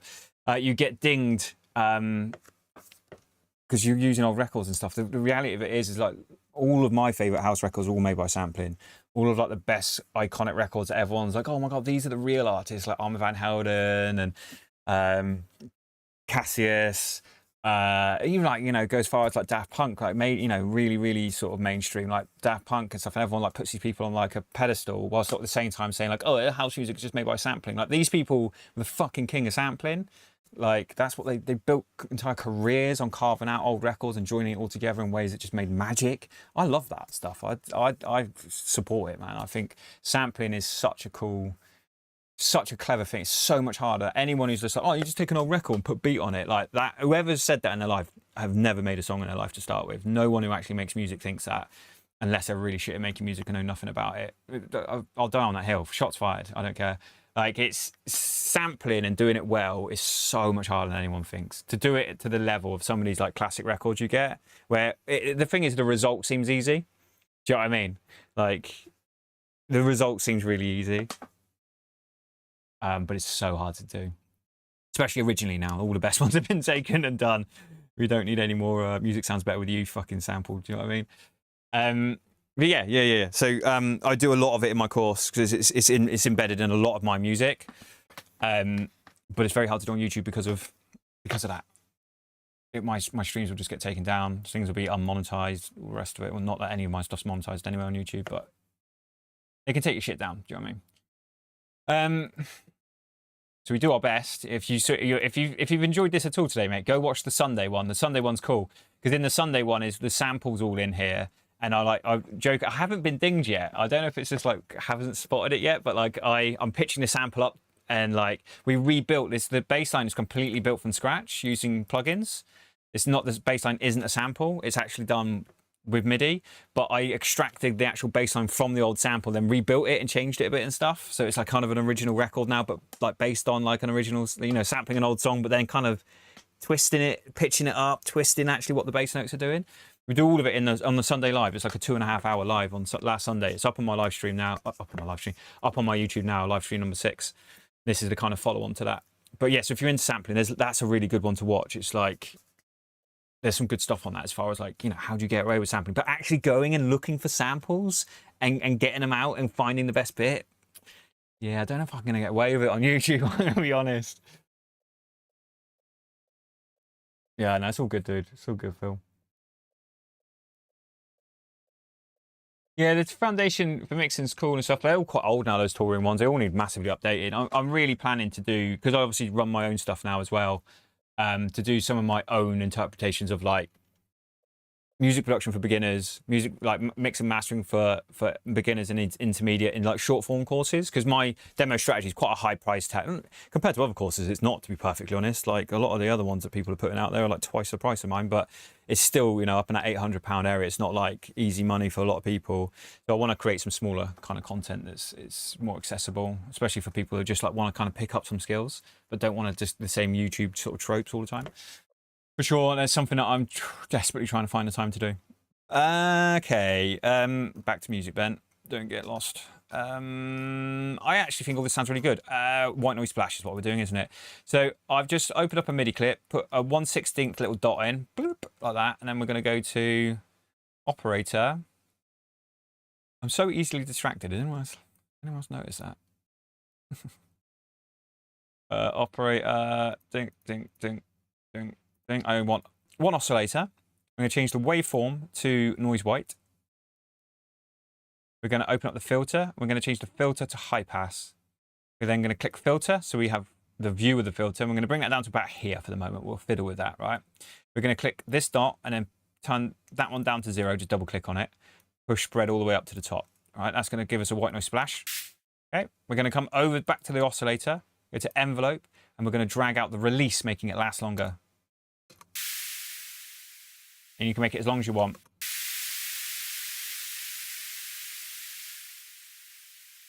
Okay.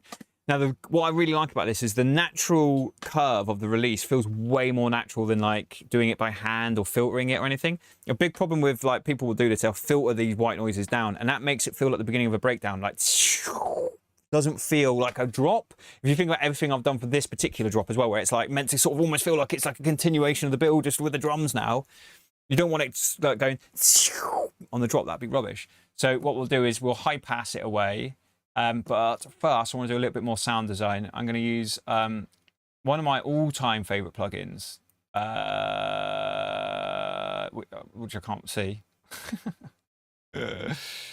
Trash 2, come on, brain. Trash 2. I need to reinstall this because I've for some reason loads of the amps and stuff. There's all these other things that all these like sound designy things it can do, and it's lost all the like back end stuff for that. I noticed it the other day. I was like, oh fuck! So I've got to remember how I installed this, probably from the Isotope app, I would imagine these days, right? Everything's on an app nowadays for all companies. Yeah, and sort it out. But anyway, what I like to do is I'll just go through, like, freeze solo this a second. And then if I go classic textures, experimental. I was going through these the other day, so I'm going to start at the bottom and go up just for a change. The annoying thing with, I really wish I could figure out why this is. With Trash 2, it puts it on top of Ableton in a way where, like, if you change anything on Trash 2, play won't work. You have to click back on, change something. Now, when I hit play, it's not playing. I have to click back over here. A bit annoying. So what I tend to do is loop it in a short form, like this.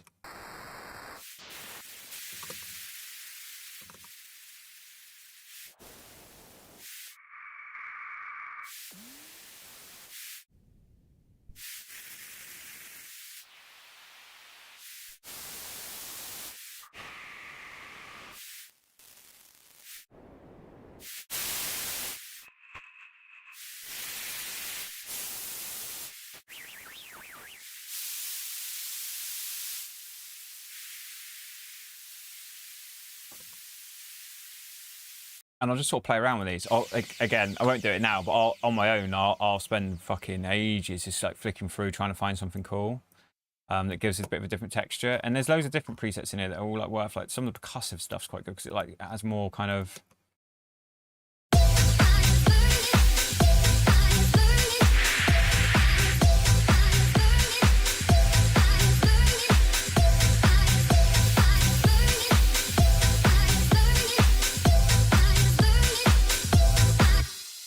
So my little trick for this is I'll make one, and I'll push it left a little bit, and I'll duplicate it and push it right maybe a bit more. And this is, the amount of left and right, honestly, is different every single time. It really depends on the record and what feels right. And then I'll just change presets. I'll go to something different, and I'll just, you know, you need to listen to it and stuff, right, to get it right.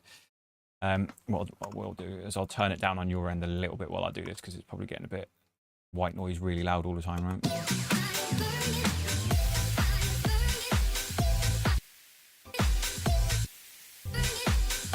I want this one to be a bit swaggery.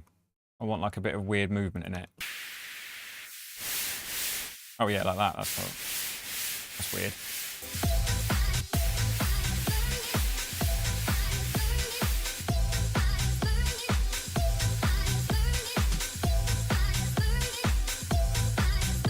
What is doing that? Filter, presets. The filter, trash. Why is it doing that? See, I've lost all these. There's like, you have list of like stuff in it. For some reason, they've all just disappeared. Dynamics isn't on. I wonder where that sidechain is coming from. I would have thought it would have come from the dynamics, but it's not on. It's saying that it is. That's weird, isn't it?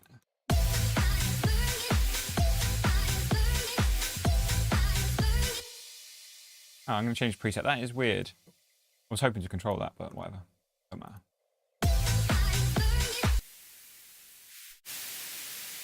Go back to looping this one.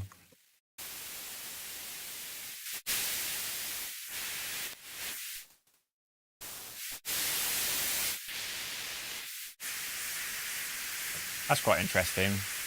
Tonally, it just sort of stands out as being a bit different, and we could then LFO to all that one. Leave one being straight like over the top of the record, and then this one on the right hand side pumping just creates this sort of like as a listener you're just like whoa, like what the fuck, you can't put your finger on what the hell's going on, but it's exciting. They need to be pulled down in the mix and everything as well. If they stand out too much like they do at the moment, it gets a bit too much, but you need it loud enough to know what the fuck's going on as a producer, right, to start with.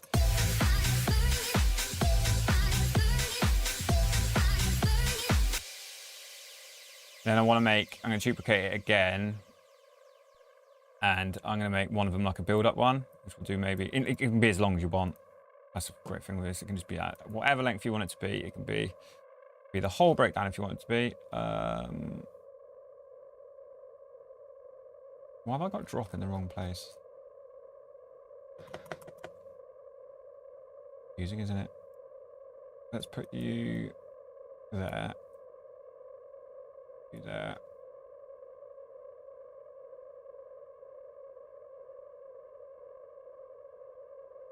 Okay, and then we'll make this that long. Stop it. Horror film. And I'm going to change the preset again. I want something a little more like muted this time. No, not fully muted, but yeah, like that.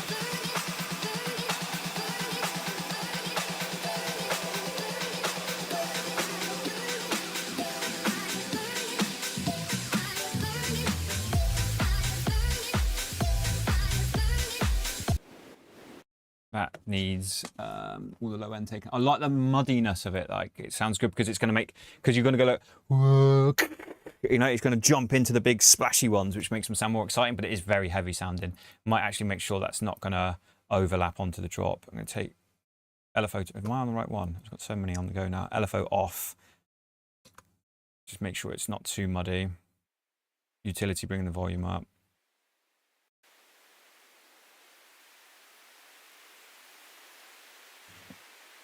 Trash. Alright, let's shorten the release on that for this one. A little bit of it, but it doesn't need to be quite as long.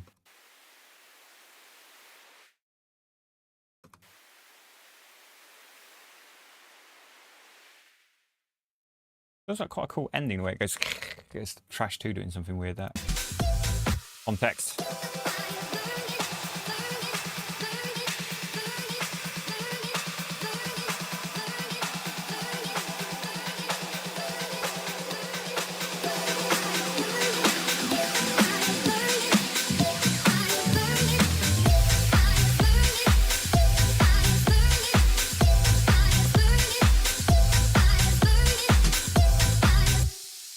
Don't know what's going on there.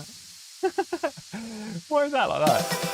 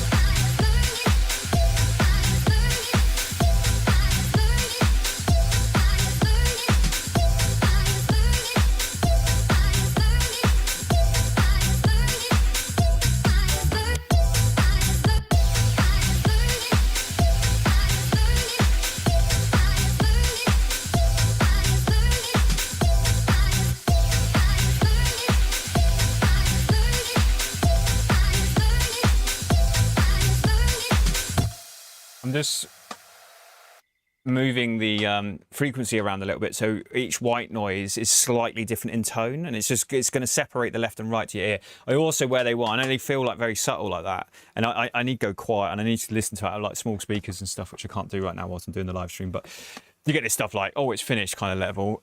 At the moment, something that's bugging me is they either feel completely buried or too loud. And I think that's to do with the fact I'm wearing headphones and also we've been working with headphones on for like 2 hours, maybe 2 hours now. I'm getting close to 2 hours. I've lost track of the time, to be honest. I can't remember when I started. The thing with them is, sorry, I have to collect my thoughts for a second. The thing with these is, yes, hypey white noise splash is cool, but actually I really want to maintain the kind of feeling that like it's all about this sort of like energy that builds into a swirl that basically all falls back down and just becomes focused on the vocal hook being back in the loop and the bass line being back full. Too much white noise and splashes. We've got a lot of crashes going over and stuff. It detracts actually from the vocal almost too much. And I do wonder if these are even needed. I'm going to leave them for the moment, but I do wonder like if they're even needed. Because if you end up turning them down so quiet, you're like, oh yeah, they're better just quiet. You have to ask yourself like, are they really doing anything that meaningful? Is it actually better just not having them? But the technique's there though, do you know what I mean? For you guys, it's a good one. Oh, I wouldn't mind one more riser involved in this as well that just sort of like kind of runs over. You got these two crossing over, but I want another one. So I might make one myself, I think. With just operator. Start C2 to start with, just fine. We can change the picture of it whenever we want. And this is going to be operator. Now, I think I'll go saw 64. It doesn't really matter to start with, right? You've got to start somewhere. Huh? That was weird. Why wasn't that coming out then? And then we're going to move the fine tune. This. And we're going to turn the second oscillator on and we're going to make it square or something, just whatever, right, for a second. And then we're going to do the same, but I'm going to bend this one. So the pitch doesn't go up at the exact same time. Where's the camera? Doesn't go up at the same time. It's so weird. Doesn't go up at the same time like this. They're going to sort of bend away from each other as they go. They're both going up, but they're going to kind of go up like this. And it creates these kind of really cool harmonics with operator because they modulate against each other.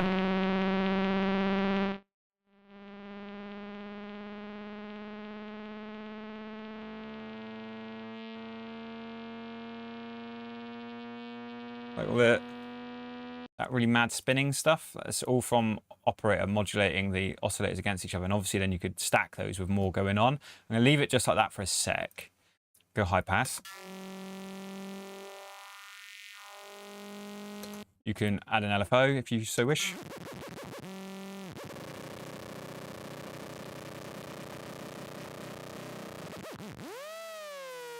I find them a bit cheesy, but...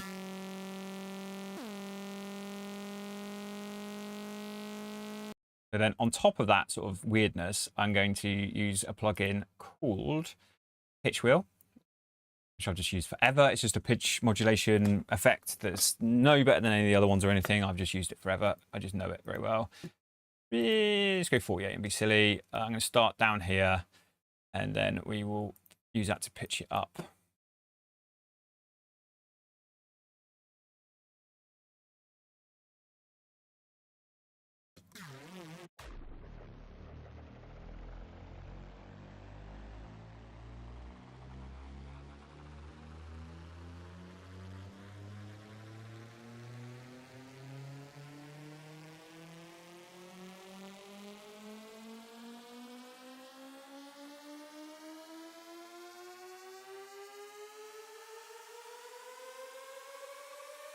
Yeah, reverb will make a big difference to these sort of sounds. I'm going to put a bit of distortion on this as well. I might input the distortion after End the Smile for a bit of full Ben What Are You Up To chaos. Maybe even a little bit of Alter Boy to make it go weird. Why not? There's a preset in here that's quite like cool. This one.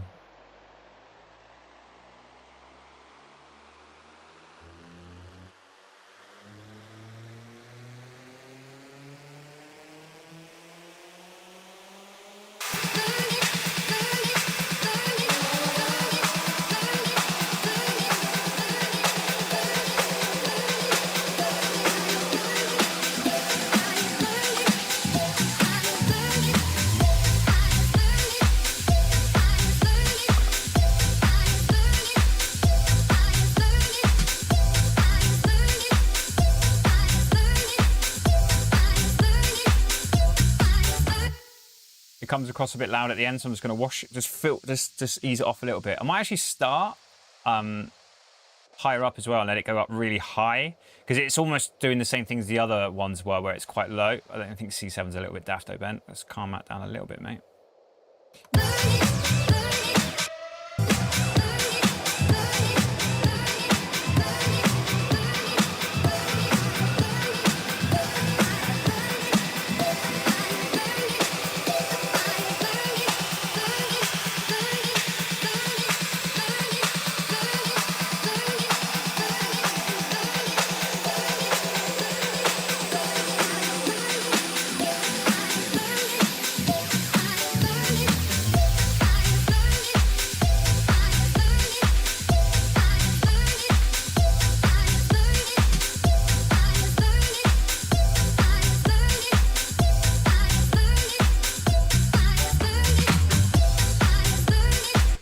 just want to check on an EQ. You see, you'll notice it on the.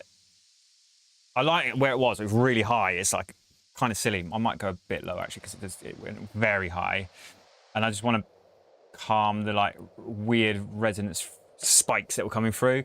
Just with some dynamic EQ will fix it. You know, it'd be fairly straightforward stuff. But...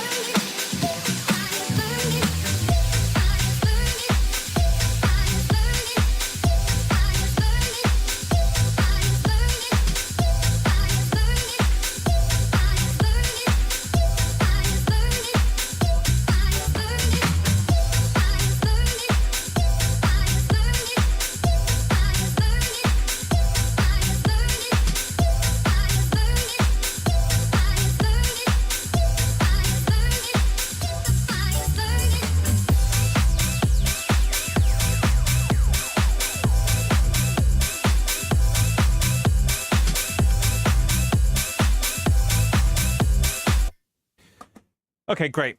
I'm pretty happy with the second half of our breakdown now, which has taken almost a whole live stream just to get a build up and that kind of, but that's kind of what we've got to do, isn't it? But that feels like what I want this record to feel like now. That's a big, like, that's a big kind of like, okay, this is what the concept of the record was for me. And I think I'm beginning to make that kind of early concept stuff. Like when I first find the sample, like even on the last live stream, I already knew that I kind of wanted to go this sort of way, which we were sort of doing it on the live stream. But I think what we've done here really helps realize, and what really all I'm trying to achieve is to help realize it enough that now if I go away and have an ear break, we're doing do a little bit more still, but when we go away and have an ear break, and when I come back to this again, maybe tomorrow morning, maybe before I pick the kids up from school or something, right? That's dodging life. I hear it and go like, yeah, that's a fucking cool build and drop. That's the one. That makes that vocal and that bass line where it drops to the bass line being a bit slower, but everything's so sort of like washed out, you know, like kind of hyped. That concept you had, Ben, has been realized and it works. Now we need to build the record around that kind of idea. Maybe the whole record has to slowly build to that moment when there isn't a first breakdown. And that's where you can kind of start having those ideas around arrangement based on this main idea now. Like this breakdown and all the work we've just done in the last 2 hours has created what you could argue is the selling point of this record. It's the point of this record. It's what this record is now. It's the identity of this. It's this sample that does this on that breakdown. That's why a DJ would play it. We've just done that in this session. And now it's our job, my job as a producer, to kind of realize that, understand what that is, and then make sure the rest of the record supports the fucking shit out of that. And that, like, you don't give it away too early. You don't not give it away too early. You look, the first half of the record feels as if it's building towards this, but without being boring and so on. They're, you know, they're all the sort of things that have to be solved in songwriting. But for me, what I like about working like this is I've now come up with not just the hook. I don't just have my drums and my bass, which are hooks in themselves. Don't just have a vocal and some little synthy sort of sounds that go with that. And as we were talking earlier in the live stream, we want to kind of maybe bolster that up a little bit with some more harmonics.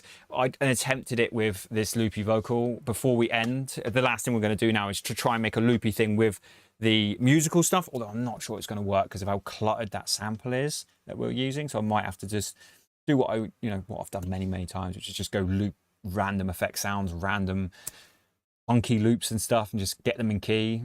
You know, it doesn't have to be from the original sample. It could be from anywhere as long as it sounds good, right? But I think that would really help. But what we've got is like the hooks, but now the hooks also have a story they're telling. It's not just an 8-bar like, oh cool, like what the fire burning. Okay, I get it. Like dun dun dun dun. I get it. Okay, cool. Cool drums. Like in an 8-bar thing, we've now got the presentation of what the kind of like wow factor of the record is as well. So we've got our drums, we've got our bass, big hook in there. We've got our musical parts, we've got our vocals, big hooks in that. Now we've got those parts being used in a way that realizes the potential in that good hook. Do you know what I mean? Now it's not just a hook. Now it's a record. Just so happens it's not a finished record. But I think for me, what I really like doing is working like this. And now we won't do it today. Maybe I'll leave this. Maybe I'll go and work on some other stuff and bring this back in the next live stream. I think it'd be more fun for you guys to see a different record, to be honest. And then we can just sort of look at this another time. Is figure out how do you get that? How do you support that idea across the whole record? It can't just be this breakdown. Like we've only been working on the breakdown today, and going to take real work and time to get the rest of the record figured out. For instance, I don't like the first breakdown. I don't want to go just to kick and bass here. There's loads of shit that's got to be sorted out in this song. Absolutely loads. Also, I don't like this loopy vocal. I'm just going to throw it. I'm not going to do it now because it's just you guys watching a grown man flick through fucking samples. That I don't like that. There's something about it's not right. It's a shame because it is actually quite good. But in the context of the record, when I listened to that through then, and it was like the main vocal and then flipped to the loopy vocal, something in me went, nah. And you always got to trust that instinct. I've learned to I don't have I'm not a big self-doubting person when it comes to music. I'm quite like, yeah, I know what I'm doing. As in, I think it's important sometimes as an artist to kind of be confident in what you're doing, even if you're fucking wrong. But if you do everything with I'm not sure, you'll never really, it's not the vibiest attitude. If you're trying to make a really vibey record for everyone to have fun and feel happy to and dance to, if your energy in the project is I don't know, maybe do you know what I mean? It doesn't quite translate, does it? So I tend to maintain a kind of self-confidence when working on music of being yeah, this is fucking brilliant, I'm the best. And then laugh at myself afterwards when I realise it's not that good. But that's fine. That's fine. You get used to that. It's a part of the process for me. I think it's important to be in that yeah, this is fucking great. You've got to be in that mode, man. That's how you want other people to feel. You've got to feel like it yourself. And for me, that instinct was there with that. But I didn't feel yeah, that's fucking great, Ben. I was I don't know, Ben. Don't know about that little loopy vocal. So that tells me everything. There's no point in arguing with myself going, no, I don't know, Ben, it's all right, actually. It's no point. It's not right. We need to find a better one. So that's checklist. So let's make a little checklist. We've got to find a better loopy vocal. And then when we find a better one, it's got to work in the breakdown with the vocal or be a different one again. There's something about that's not quite feeling right to me. Clap's much better. Like the fact we don't have a perk. Don't think we need one, to be honest, now, does it? It's quite big, isn't it, once it drops? Quite full. And I actually quite like the stripped down sort of feeling of it. It's going to feel better once it's mixed and mastered probably as well. The snare, I'm growing accustomed to it, so I need to come back with fresh ears. I like the idea of the snare, I like the way it sort of falls into the drop and everything. But the snare sound, I don't know, it's not wrong, is it? I'm really, really brutal with myself with music, as you can probably tell. I really push myself to make sure everything is because it's just because all the music I love, all the artists that I really like, people like Reva Star and Tiger Stripes, like I've mentioned, and these sort of artists, right? They don't get this shit wrong. I love these artists that care so much about their craft that even even the snare build sound is just stylishly cool. There's nothing's just straight out of sample pack, same as what everyone else uses. Everything's just a bit. Oh, that's a really good idea. That was cool that you used a sound like that to do that. I love artists that are like that, and I really push myself to try and meet that expectation.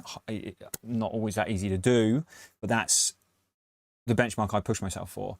And that snare sound for me feels a bit basic, feels a bit obvious. I feel like maybe I could do something more intelligent. I think if you got a snare build that did feel like a and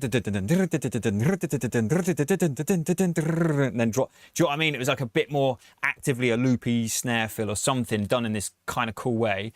I think it would make the difference in people going, oh, this is quite cool, to being oh, this fucking record, I can't wait to play this record. Sometimes it can be that one thing that separates the good to the excellent, everyone wants to buy and play your record and platform it, do you know what I mean, and play it on the radio and stuff. It can just be that one sound sometimes that just pushes you just that one fraction above what everyone else would have done. You know what I mean? I'm always thinking oh, how can I push this tiny bit more? Right, okay, so the last thing I want to do is see if I can find a loopy sort of thing out of this sample. Same process, doesn't matter if it's a vocal, doesn't matter if it's a synth, doesn't matter if it's effects, it's the same process. I'm going to take the loop here, I'm just going to use this one. My voice, but like I said, oh.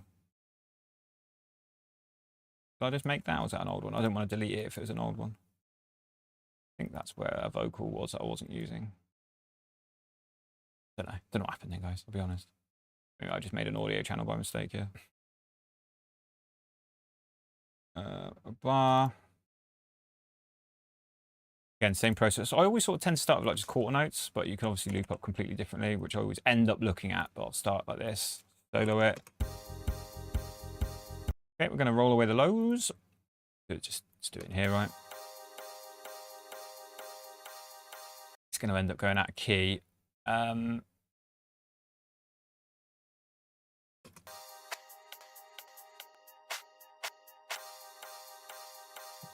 think it's going to have to be that if it's going to be anything. Turn you off a sec.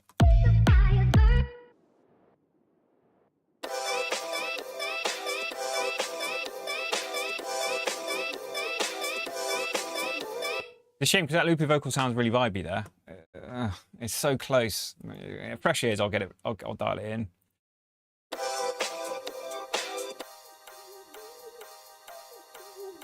This is, do you know what? I am gonna take a bunch of these plugins, these like original plugins, bang it on there.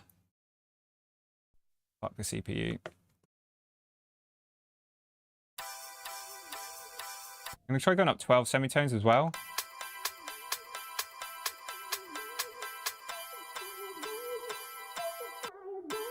All right.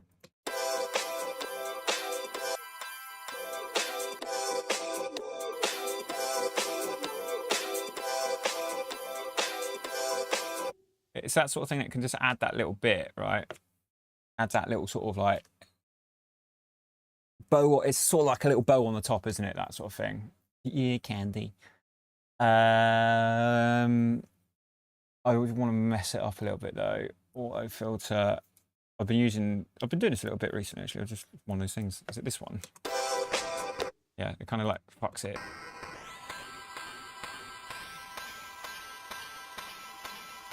It's like ring modulation, it's cool.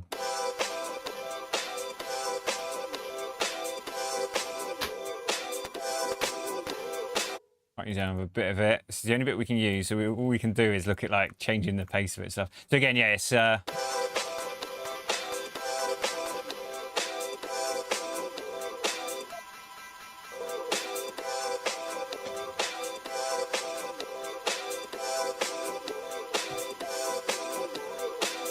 really need to go out of speakers. Do what I'm doing now. Turning my headphones right down. I'm like, oh, this is tricky. We could turn it into a chord, but I think trying to turn it into a chord is just going to kind of overly sort of, yeah, fuck with it a bit. What's it like going back down?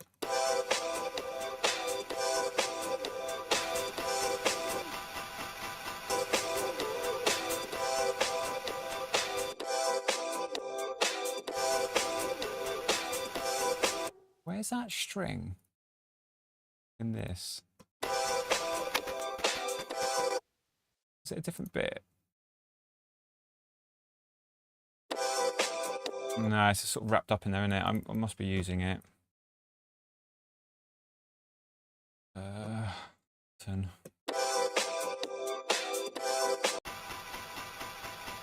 Oh, you can just hear it in there, yeah.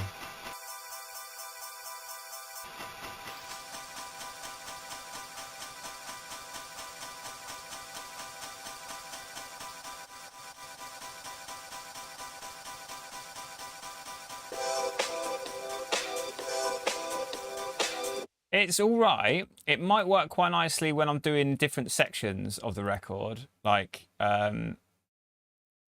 here, like as a thing to like the bit of like delay and stuff on it. It might sort of help. Like, I'll give you an example.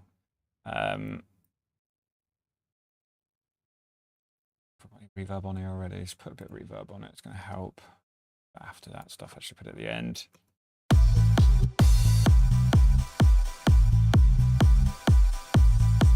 And then filter it up, perhaps, maybe. I think, like, and then what I'll do is I will show you the way in which, if I don't like this, I'll show you the sort of thing I might try, but I won't be able to achieve it in the rest of the live stream because it straight up is one of those things that can take me fucking days of hot swapping samples to find the one I want.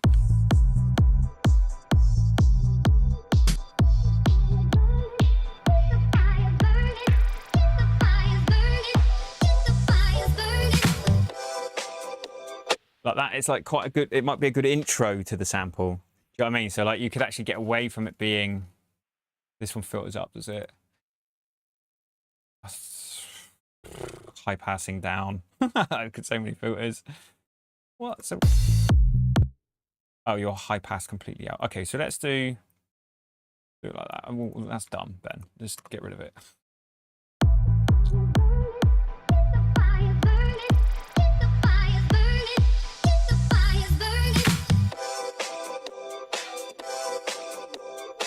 Do you know what I mean? You can look at potential ways of introing sound like that.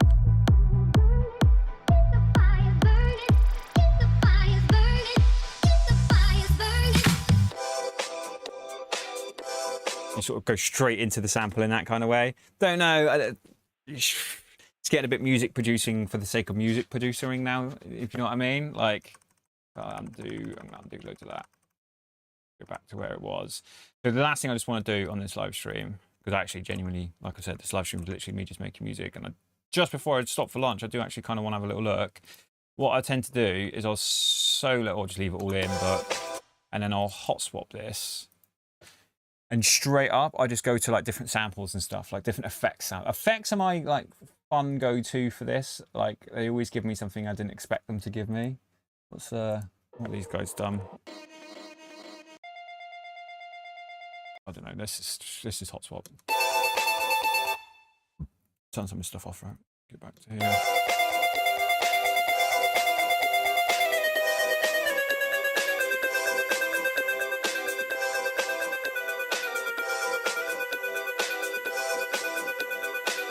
That sounds in key, yeah? -6. That felt the best in my ear.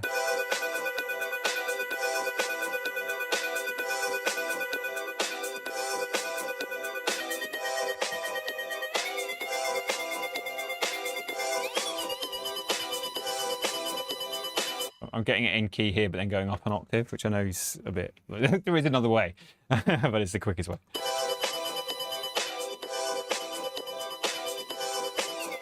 Vocal, I'll sit and just make a bunch of them and kind of don't have too much expectations about even really what it's meant to be. Like I wasn't like, oh, what I want is like something that's pulsing and like fast or bell-like. It was just like, oh, that sounds like quite a cool sound. And that's what I'll tend to do. I'll just sort of like duplicate them and make a bunch and try and find something that I feel that works. Because I think sometimes you just got a mind for this sort of stuff. Do you know what I mean? It's like, it can't always go in like, oh, I know the exact plan. This is the exact thing it's going to be. Sometimes you just got to go like, well, let's try a technique out. Let's see if let's go fishing almost. Like that's what it's kind of like, hoping for a little bit of happy accident stuff, which is no shame in that, if you ask me. I do just want to show one other little thing though, just to give you a bit more context to how it can work. Like a theme. You know, I say it right. I want like,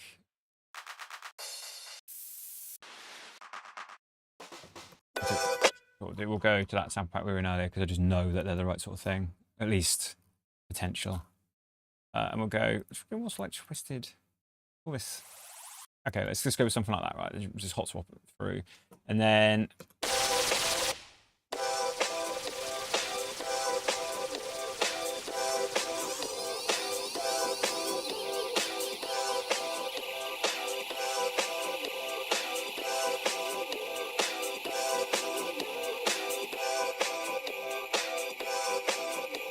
it's weirdly in key.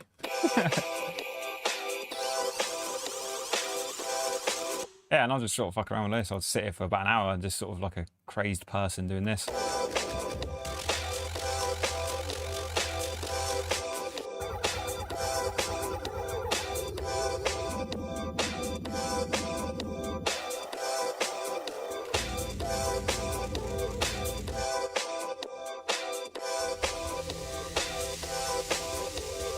Quite weird samples, aren't they?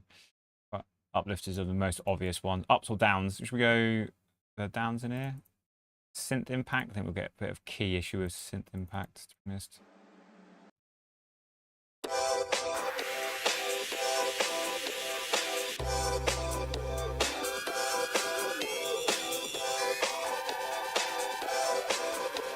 And of course, you can actually just automate, like I was showing at the start of the live stream, you can actually automate the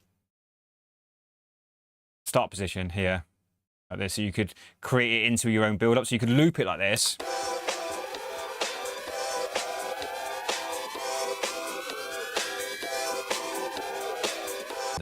Yeah, no, it's just a bit obscure, isn't it? It's just not what everyone else is doing.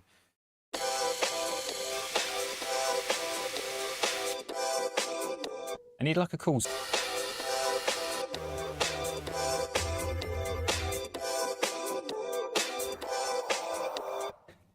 You get the point, right? I'll go through loads of different synth sounds and just different loops, different. Look, I actually just go into vocals that aren't from my a cappella. Like if I can't find if the vocal that I'm using doesn't have the thing in it that creates a good loop. Let's be real, I haven't gone through the whole lot yet, so I need to spend that time doing that.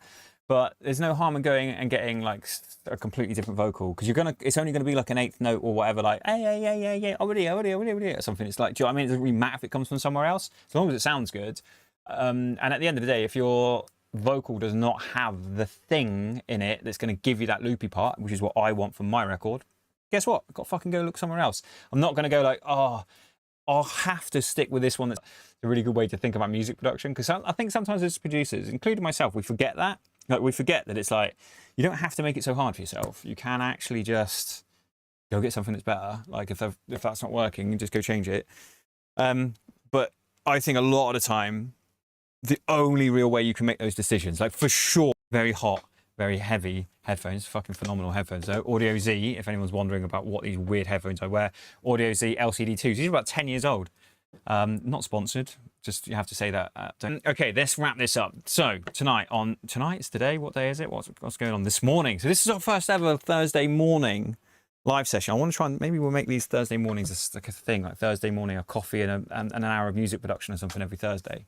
Turn it into a bit of a fat, give it a bit of an identity and keep doing it every single week. But yeah, that was really good fun. And actually, I'm really happy with the work that we've got done there. Do you know what I mean? Like I'm working and talking as well. So bit of an ear break.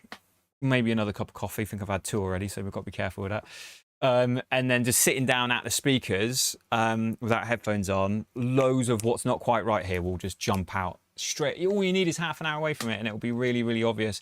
But even if you can give yourself a whole 24 hours, like if I don't come into this now until tomorrow, it will be so clear to me what I should have done, what I can do now, and all the rest of it. So yeah, I appreciate you guys. I'm actually super happy that anyone was here. I thought I would just be sort of chilling on my own today, just go live. Like I said at the beginning of the live, really for me, I've noticed that like most people watch my stuff after the lives because of like, I have to be inconsistent with when they are because of my life, but also it's music production. Like you don't like have to sit down and be there live, do you? These sort of things are good. Like what I'm going to work out is how to get chapters at the bottom so people can just ping around and look at things that they actually want to think. Do you know what I mean? Rather than it's like, I don't know how long this has been. I think we've been here at least 2 hours, haven't we? Oh, I have anyway. Does it tell me anywhere? I'm such a noob to streaming, man. I don't even fucking know. I ain't got a clue. It feels like a while. It feels like 2 hours on one breakdown as well. It definitely, my brain feels completely fried. But yeah, I appreciate you guys being here. It's wicked. It's honestly really, really cool. And for those of you, if you haven't liked and subscribed, please like the video and subscribe to the channel. It really, really helps me. If you like this, it will push it out to more people, which means more people come in, which just makes this more vibey, makes it more viable for me to keep doing them as well, let's be honest with you. Yeah, the support is massively appreciated. So if you're watching this on playback as well, please like and subscribe. It really, really helps me do my thing that little bit more and do it more consistently, more often. All right. So yeah, I appreciate it. Love you all. Appreciate everyone that was here, but I also appreciate everyone that's watching this afterwards as well. Yeah, I think we're done. Happy with that though. That record's actually beginning to cook. I think that's actually quite a good little record we got on the go there. Be looking forward to not being able to get any of that cleared and have to just give it out for free. All right, I'll catch you all very soon. Yeah, see ya.